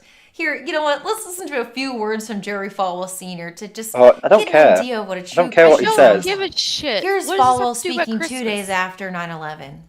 What we saw on Tuesday is terrible. Wow, okay, 9/11 now, okay. Minuscule, if in fact, way to invoke trauma. If in fact God continues to lift the curtain and allow the enemies of America to give us probably what we deserve. I really believe that the pagans and the abortionists and the feminists and the gays and the lesbians who are actively trying to make that an alternative lifestyle, the ACLU people for the American way, all of them who tried to secularize America, I point the thing in their face and say, you helped this happen. Beast. Okay, Maggie, where is the lie? I point the thing in their face and say, you helped this happen. Unspeakably beast. Oh, God. Oh, my God. Where is the lie, though? Okay, right, so we've gone from Saving Christmas to 9/11. Why... What is the brain functioning? It should have been, it should have been really easy to take down Kirk Cameron, like really, really easy. And she's turned it into some bizarre religious 9/11 something. I thought it was gonna say like some it's the Jews or some shit. But it's just the most basic point. Seriously, did I not make I made a joke about her going, about those Jews, and literally what she's shown pretty much the clip of someone just shouting the Jews. And I just, what is this? Feminists and is this woman? It's like she is showing a clip in distaste for it.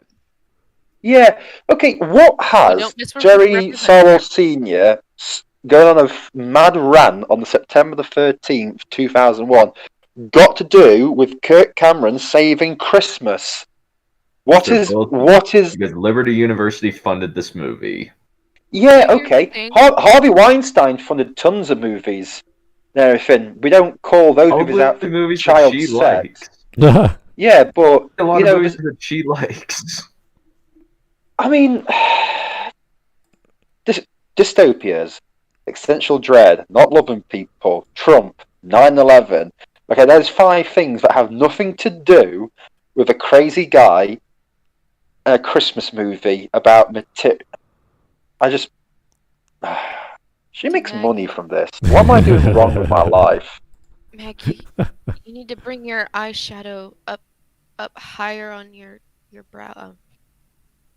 I'm just staring at that. Because there's nothing else to talk about. So I'm going to talk about her weak eyeshadow game. Like, what are you on about? She's also not funny. She's also not she's funny. quirky. She can't even do the slow turn and look a confusing joke. It just looks awkward. 9/11 is my fault.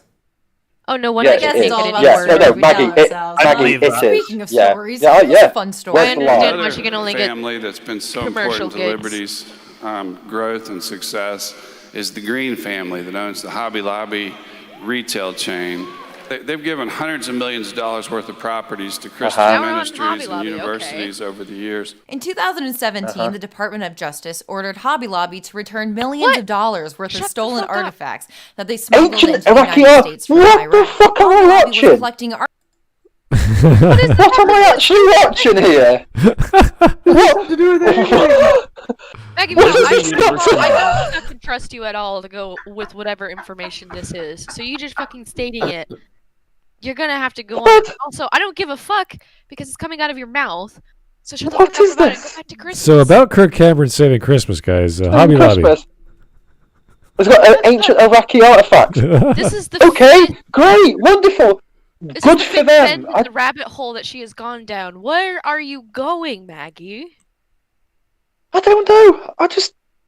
I could not have imagined that the last normal thing I'd watch is bloody Mel Brooks falling down some stairs. And that was the last sane thing in this entire review. And it's just gone downhill. Good foreshadowing. Artifacts for its Museum of the Bible in Washington, D.C. Steve Green, the president of Hobby Lobby, described the museum. We want to present evidence for the Bible. We don't want to tell you that it's true. That's for the visitor to decide. But the evidence for this book continues to show that the book is accurate in what has been recorded. I don't give two flying monkeys balls. True, Except movie, that he the did movie. Just tell us that. Talk about the movie. In the same way that Kirk Cameron feels compelled to collect stuff to prove that God is real, the Hobby Lobby collects stolen artifacts in order to What? What? Oh my God! This is like level 1,000 Stretch Armstrong. So, like shit. What? You're telling me Christians believe that God is real? Is that what you're telling me? Oh, look out! That's Not crazy. even the last girl could reach this far, Maggie.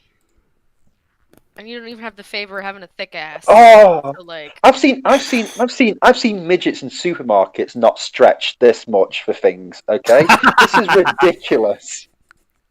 This is absolutely ridiculous. What have ancient Iraqi artifacts in a museum got anything to do with Saving Christmas, the movie? Talk about the movie and its problems. No, I figured this out. All of myriad. I think these forces. She doesn't give a shit about I'm Saving Christmas. This is what she. Did you actually watch the movie that you're reviewing? Probably not. Well, we proved almost without a doubt she didn't watch RoboCop with this. Oh yeah, yeah. Oh, this is what I hate. This is what I hate about a lot of these reviewers. Seriously, they've got all this stuff. That's right. That's what you mean. Okay. You see that they're women. Okay. Wow. There's two reasons why I hate people like this. No, but seriously, like I would love I would love to actually do reviews, and once I get all my stuff back, because obviously with relationship breakup, I've lost everything. I'll start again. But these people have all this setup, and they can't be asked to do it properly, and they make these rubbish videos that are literally the worst crap I've ever seen in my life. And they have the nerve to think they're smart and intelligent. And there's people like me and Smud and Mullet who would like want to do really good videos and get all our information correct, and we get nothing but crap. But these idiots get paid money, and I just I like your slip in comparing yourself to Smud and Mahler. No, I'm a lot better. No, but also see the women. Hey, I also in this gang.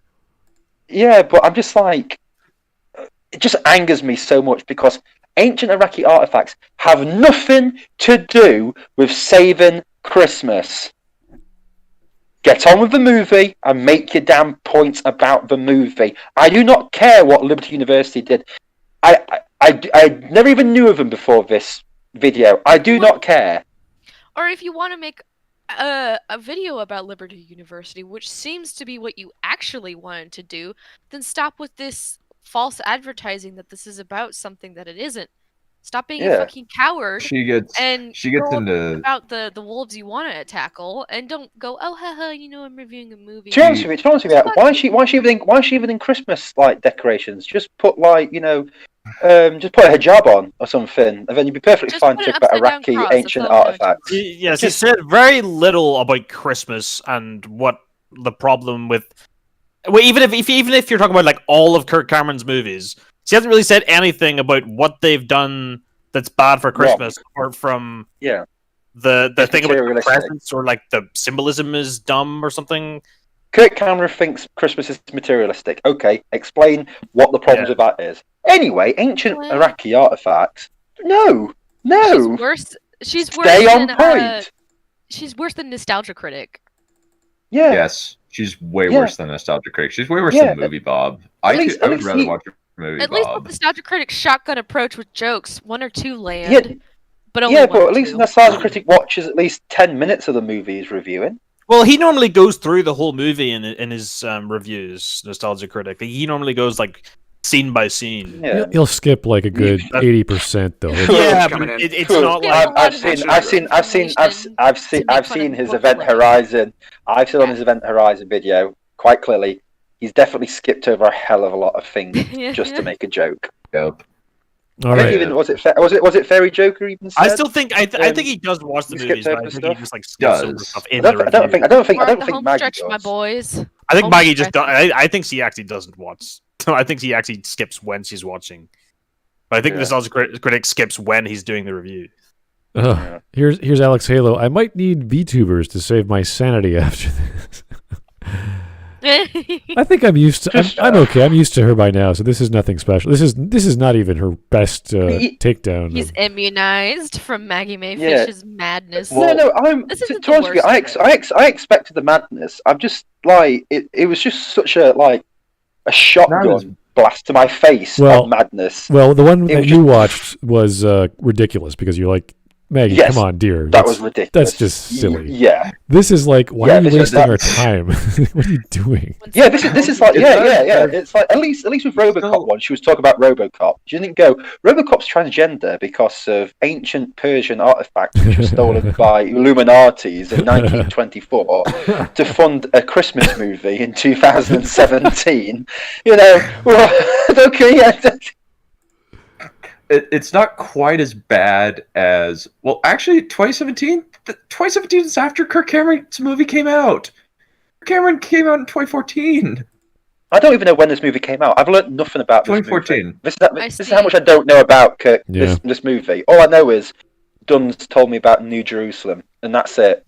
Anyway, I know nothing about this movie. Let's keep going. This is Lindsay Ellis. Yeah, let's keep going. Yeah, let's keep going.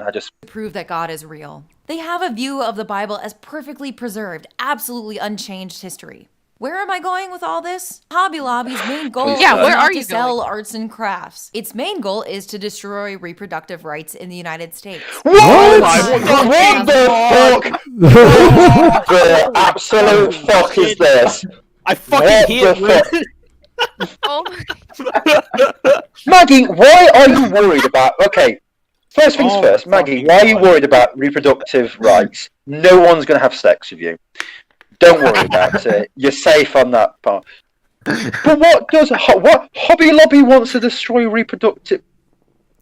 They campaign for the... Hold on. I'm just going to mute myself for 5 seconds while I just scream into the nether.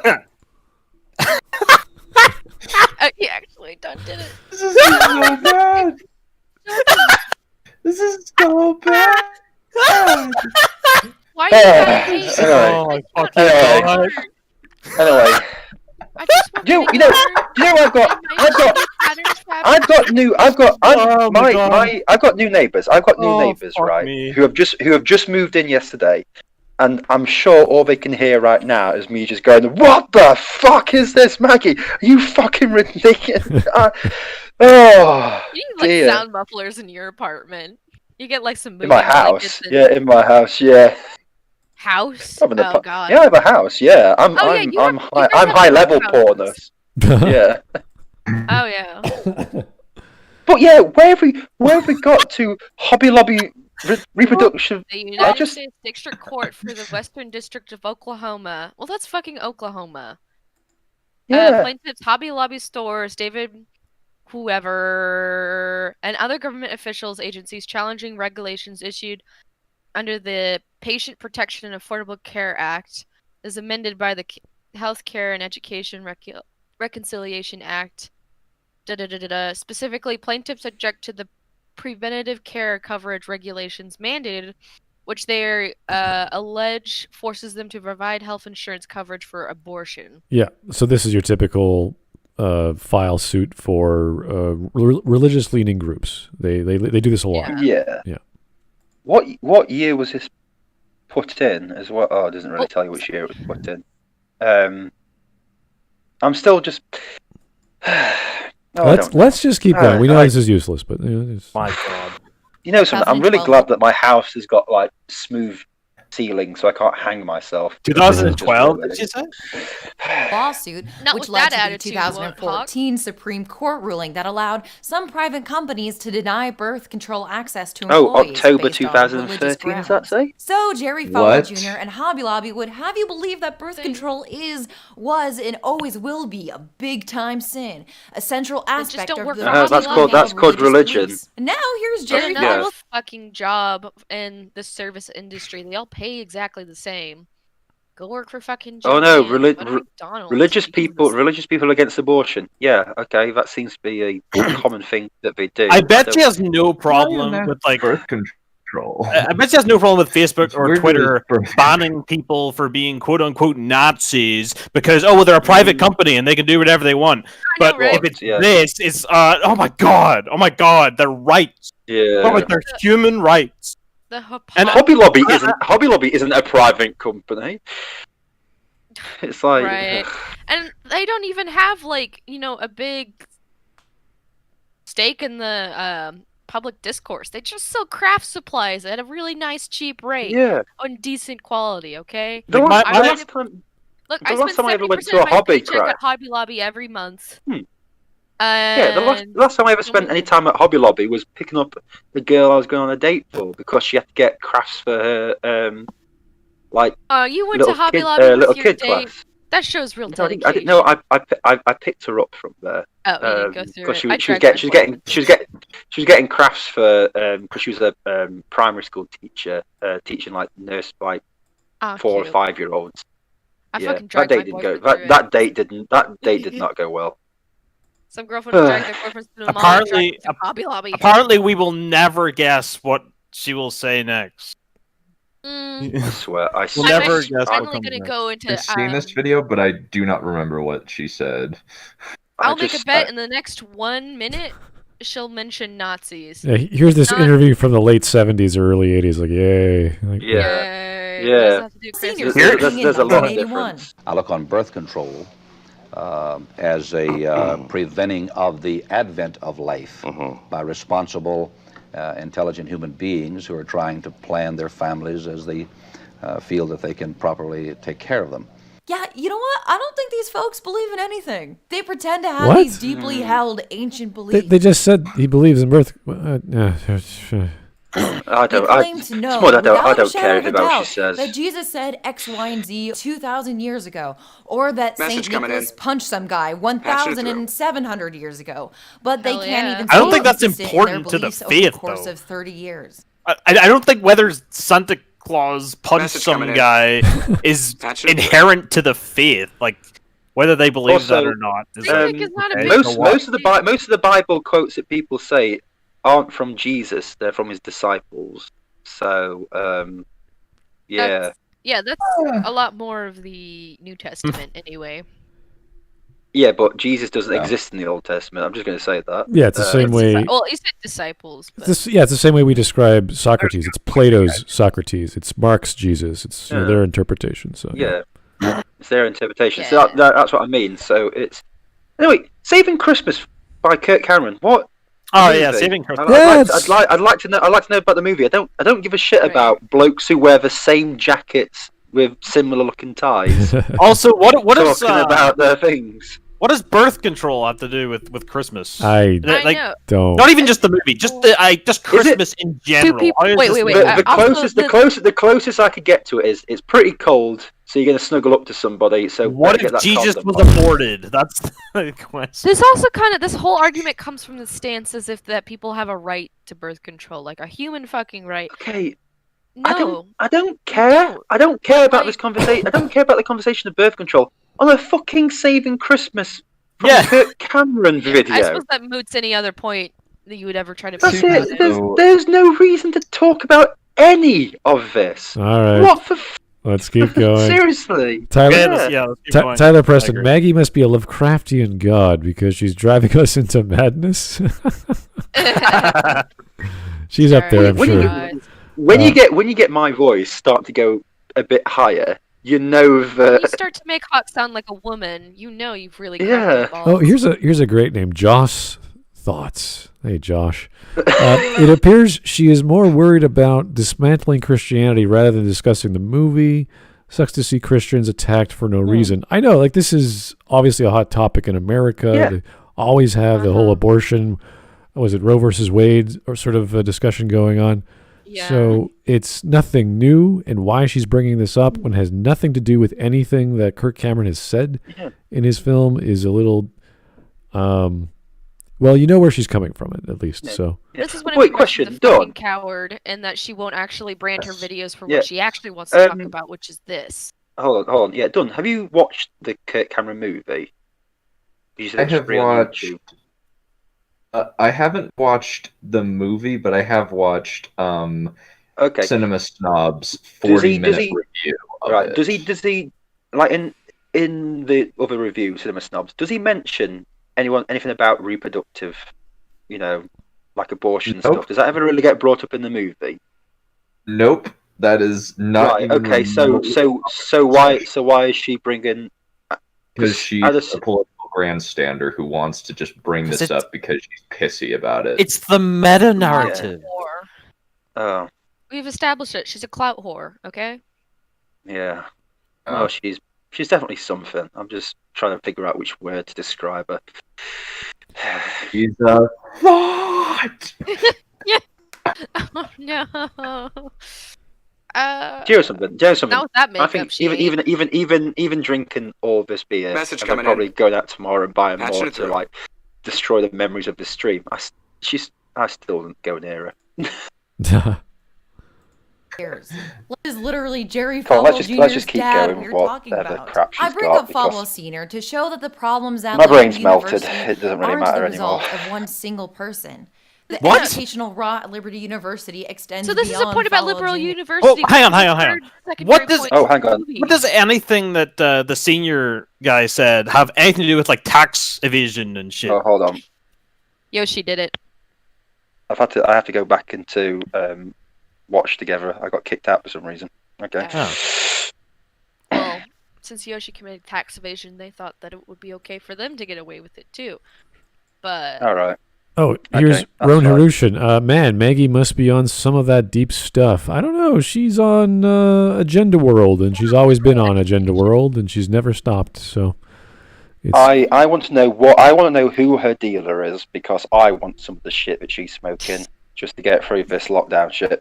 I just love how in Cats she was bashing T.S. Eliot for being a Nazi and how fashy he was, and it loves everything about Cats. It's just a bizarre take where she hates the underlying message, but she loves the actual product for dumb reasons. Whereas this case, she hates the underlying producer. I don't even know what Liberty University is going, but she still hates the film. it's a financial backer. Liberty University has done nothing except give them some dollars. That's it. It's not like they had a creative vision into it. So why are they going so far down this rabbit hole? Because she even explained her rabbit hole with the senior founder to explain the rabbit hole of the Liberal University, which is a rabbit hole of the like back end of what Kirk does, which is a rabbit hole from his whole movie thing. It's so many bends. This is so pointless. It extends beyond the classroom doors, beyond Liberty I want to University know how much campus, money they beyond gave Kirk them. Cameron. It's cultural. And knowing that it's cultural, Liberty University turns to movies, which are one of the most effective cultural communication tools that we have. And while Liberty University may be incompetent at teaching students these skills that they need to get good jobs after graduation, and while Saving Christmas may be isn't that most universities movie by traditional filmmaking standards, both Liberty University and Saving Christmas are still extremely effective at teaching their intended lesson. No, they're not. Wait, what? They're not. What the fuck? No, I thought. not. What the fuck? No. They're incompetent, then they are ineffective at How teaching the fuck are they competent? What's the rating of the movie? Did anyone check? Isn't that like rating 0%? on Rotten Tomatoes? 0. 0% on Rotten Tomatoes. No critics gave this a positive score. Nobody. What's the audience score? 30%. What do those four people say? What did those four people say?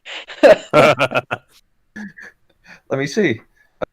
I know for a fact that Kirk Cameron was trying to artificially enhance the audience score by telling his followers, "Hey, well, he said it was because the extreme audience score." He's saying it because the extreme atheists were like downvoting it, and that's the reason why it had the bad rating. 30% atheists were leading ahead.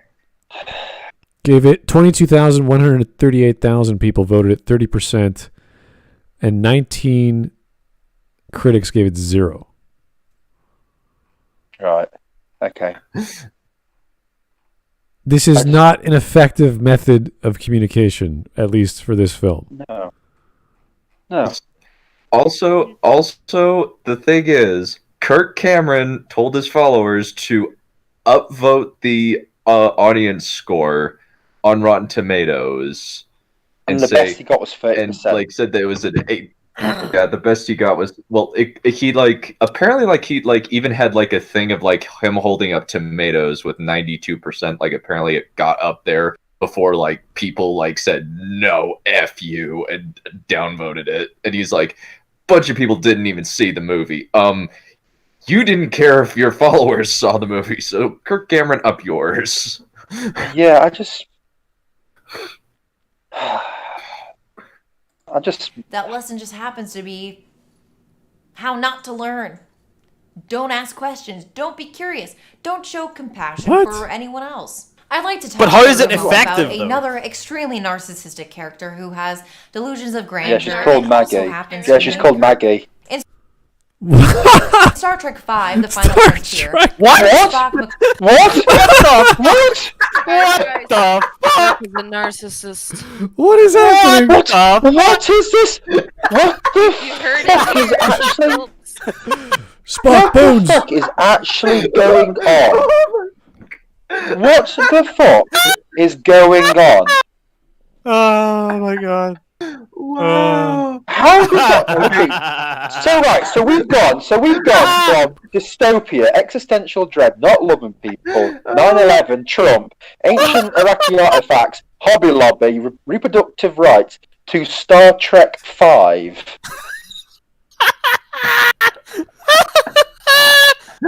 Oh my god. I'm actually gonna get a pen and paper. I'm gonna get a pen and paper. I'm gonna write down. I'm gonna write down this this tangent because I want to remember. I want to remember how to write a review. This is like always Philadelphia conspiracy theory. Unless Kirk Cameron's brother-in-law at some point said towards God, "What do you need a starship for?" There's no reason to have this. There's no reason to have this. Is this literally because Kirk Cameron's first name is Kirk and Cameron No. I think that's only. Is this literally the only thing? Just go back a little bit, because I swear to God, if this is the only thing, that's going to link these two. Explain it. Yeah, just go back and let's see what she says about it. About another extremely narcissistic character who has delusions of grandeur and also happens to be named Kirk. In Star Trek V, The Final Frontier, Kirk, Spock, McCoy, and young Santa all go to the center of the galaxy to visit a being who claims to be God. And the supposed God demands that Kirk hands over the Starship Enterprise so that God can spread his message. Okay, we can stop now. We can officially just say this is.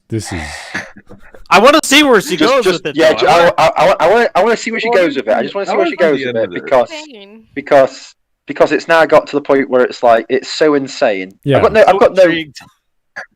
It's like we've got to finish this because fuck it. So we can just say, Maggie, you are literally the most insane person since Gary McInsane jumped off the Eiffel Tower dressed as a rabbit. It's like, I'm like, I don't understand where this is going. It's not quite as bad as, say, her video where at the end she said, like, "Oh no, we don't have a president that like actively wants to plow his own daughter." Yeah, but Dunn. Seriously, what she did right here is she took a character from the actual name of the actor and said, "Hey, his first name is Kirk. You know another Kirk? He's in another movie, which also happens to be about a story about finding God or whatever bullshit."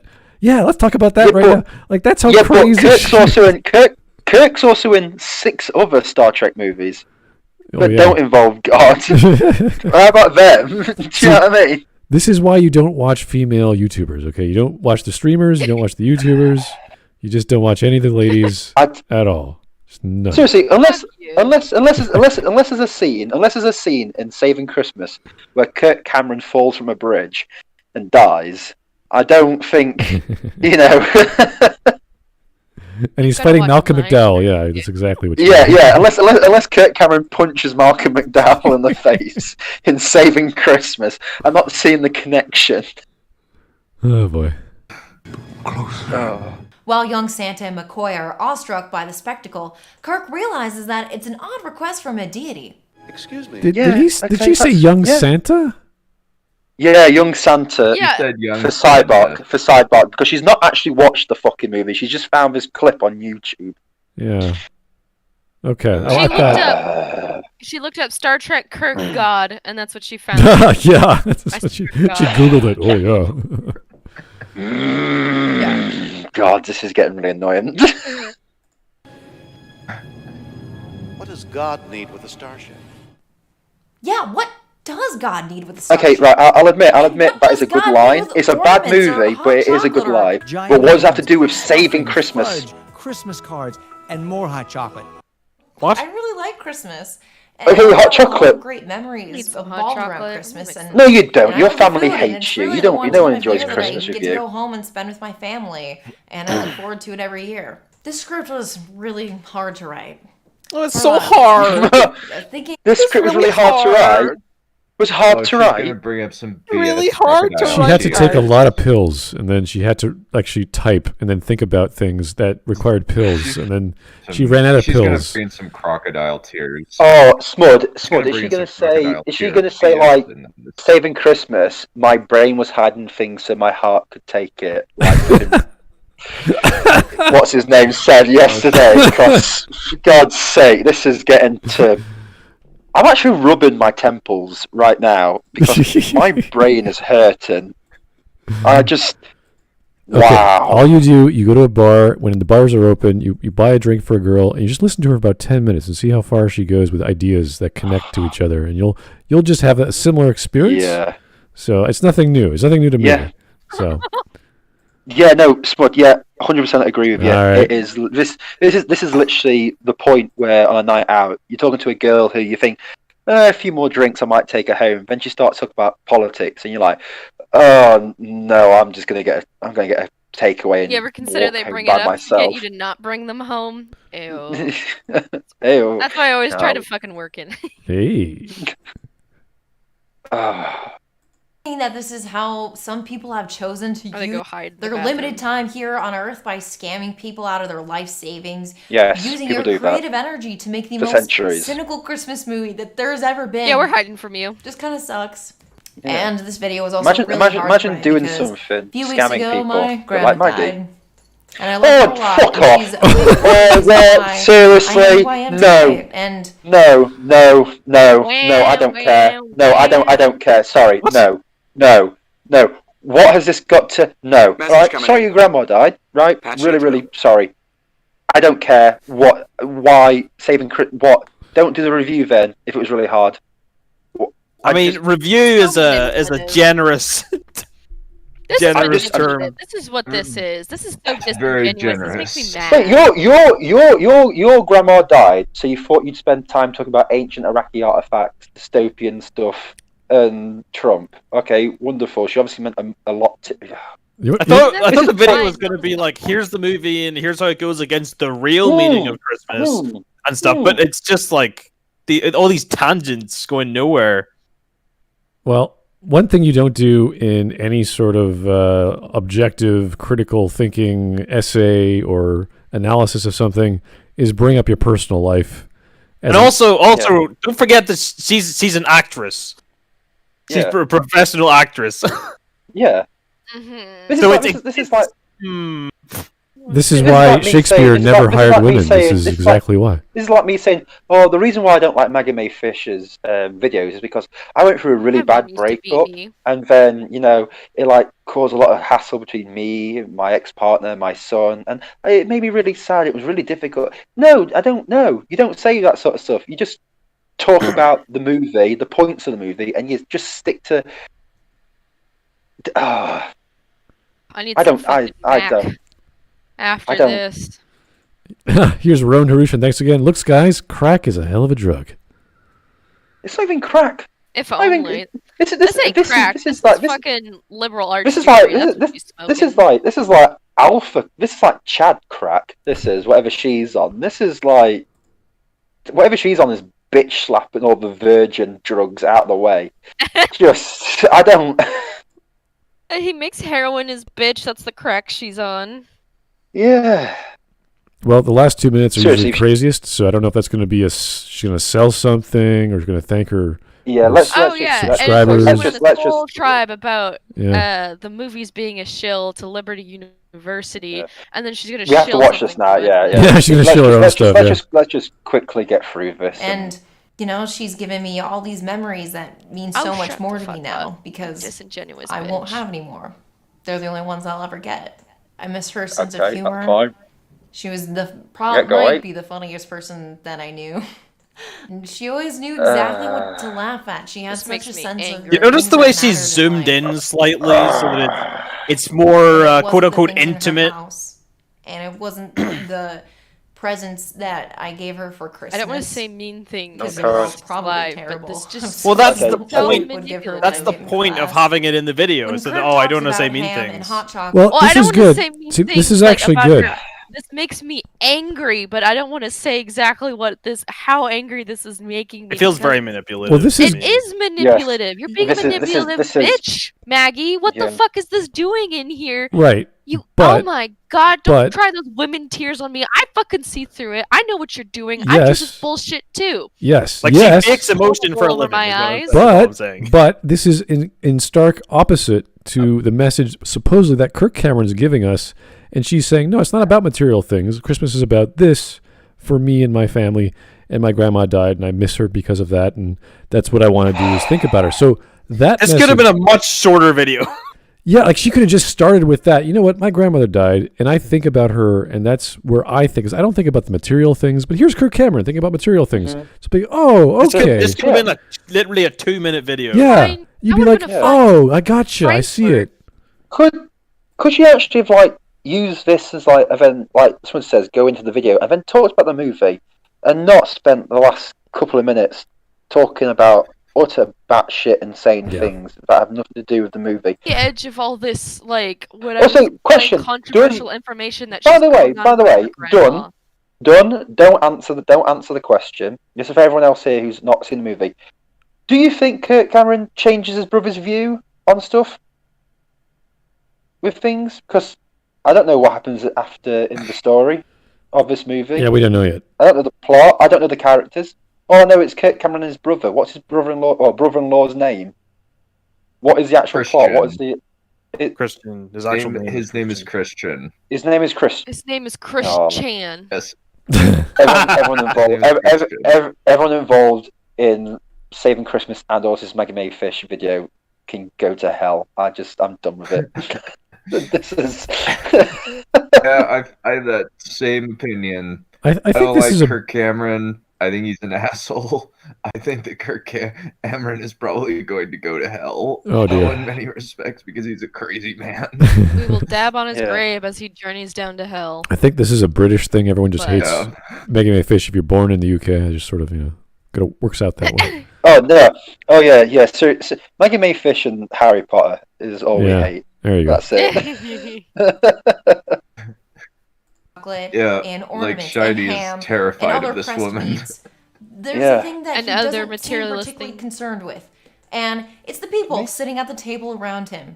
We barely know any of their names or how they're related to him, and the few names that we do know, like Christian, we only know because Kirk spends an hour and a half berating him until he gives in. Not Bear in mind, you've only said his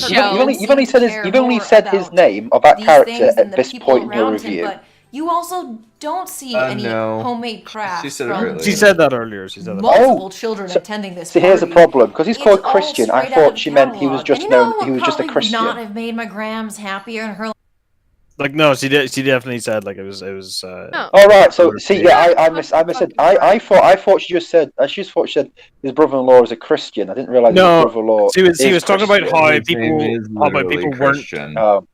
But she was saying that the only time the word Christian comes up is because the character is literally named Christian. Oh, right, okay. It literally is Chris. See, I thought he literally is Christian meant he is a Christian. I mean, no, he is, yeah. But his name is Christian, and that's the only reason the term Christian is used is because that's his name. But that's also very confusing. Zach's in the comments. That's very confusing. So she can call her the C word. Yeah, It's fucking Christian. Christian. That's the C word. Christian. Is he Christian? Yes. Yeah. He's a Christian. He's a Christian called Christian. Yeah, it's very confusing. Christian. That's actually pretty common. He's also. Yeah, I know. And he's also. I know a few people. I think Maggie's grandmother actually faked her own death to get her far away from her insane granddaughter. She's on a beach. She's on a beach in Barbados somewhere. Right. The dude playing Christian is also the director of the movie, which kind of makes things even weirder. Of course, she wouldn't have done actual research and maybe figured that out. And like, I don't even know at this point. How much time do we have left? 1 minute. Let's go. Woohoo! Last days. Stuff. Kirk Cameron. Stuff. Starships or hams. Any of your hams. Any of your decorations. Starships. Wouldn't have done anything. What would that have done? What does this do for you, Kirk Cameron? Does this make you happy? This? Doesn't make me happy. Is this what is God? Please what was just this? destroy it. Or this? Please stop. Please stop. The only cathartic thing. Yes. No, you're not violent enough. No, you're doing it wrong, bitch. You're destroying shit wrong. Yeah, destroy stuff. Look at them. Look at them. Put that passion into it. What is? Yeah, what are you doing? Please stop. This is like a nostalgia critic. Please skit. stop. You can't. Did you?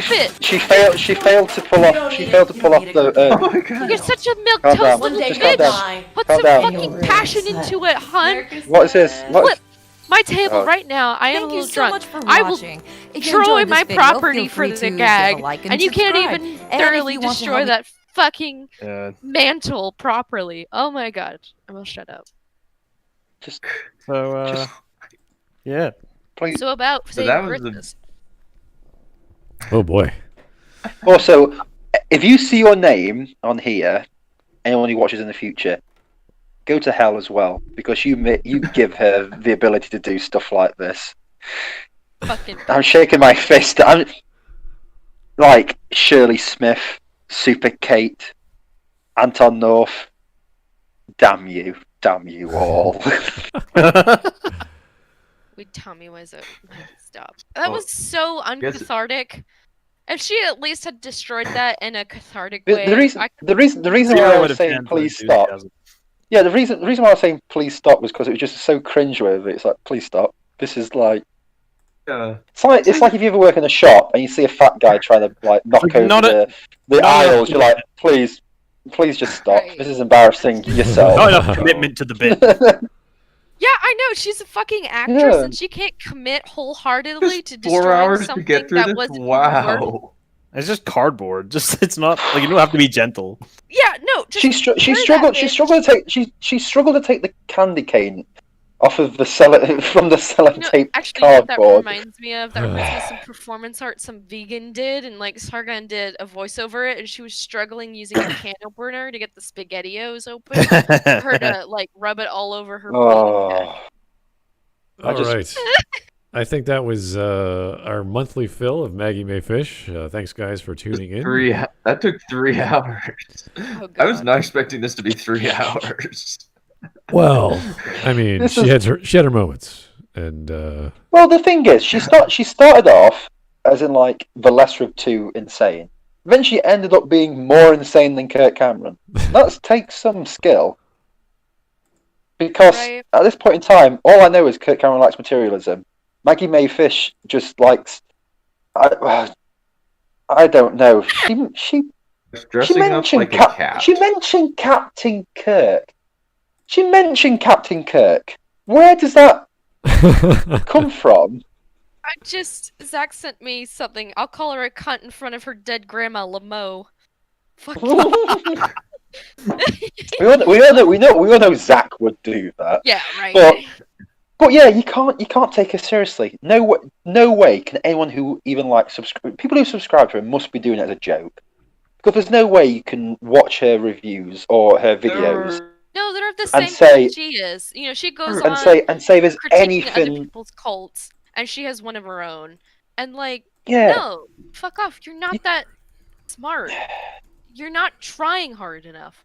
Maybe you'll be smart enough, but you're literally like you destroying that fucking cardboard mantle. You don't put enough effort in.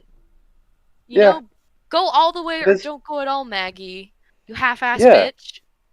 Yeah, Come on, I'll fucking fight you over it. Well, come on, she can't. She won't even put swear. She won't even put swear words on Twitter. I'm a beer and a half in, and I'm gonna fight a bitch. Yeah. I'm very lightweight. We all know that.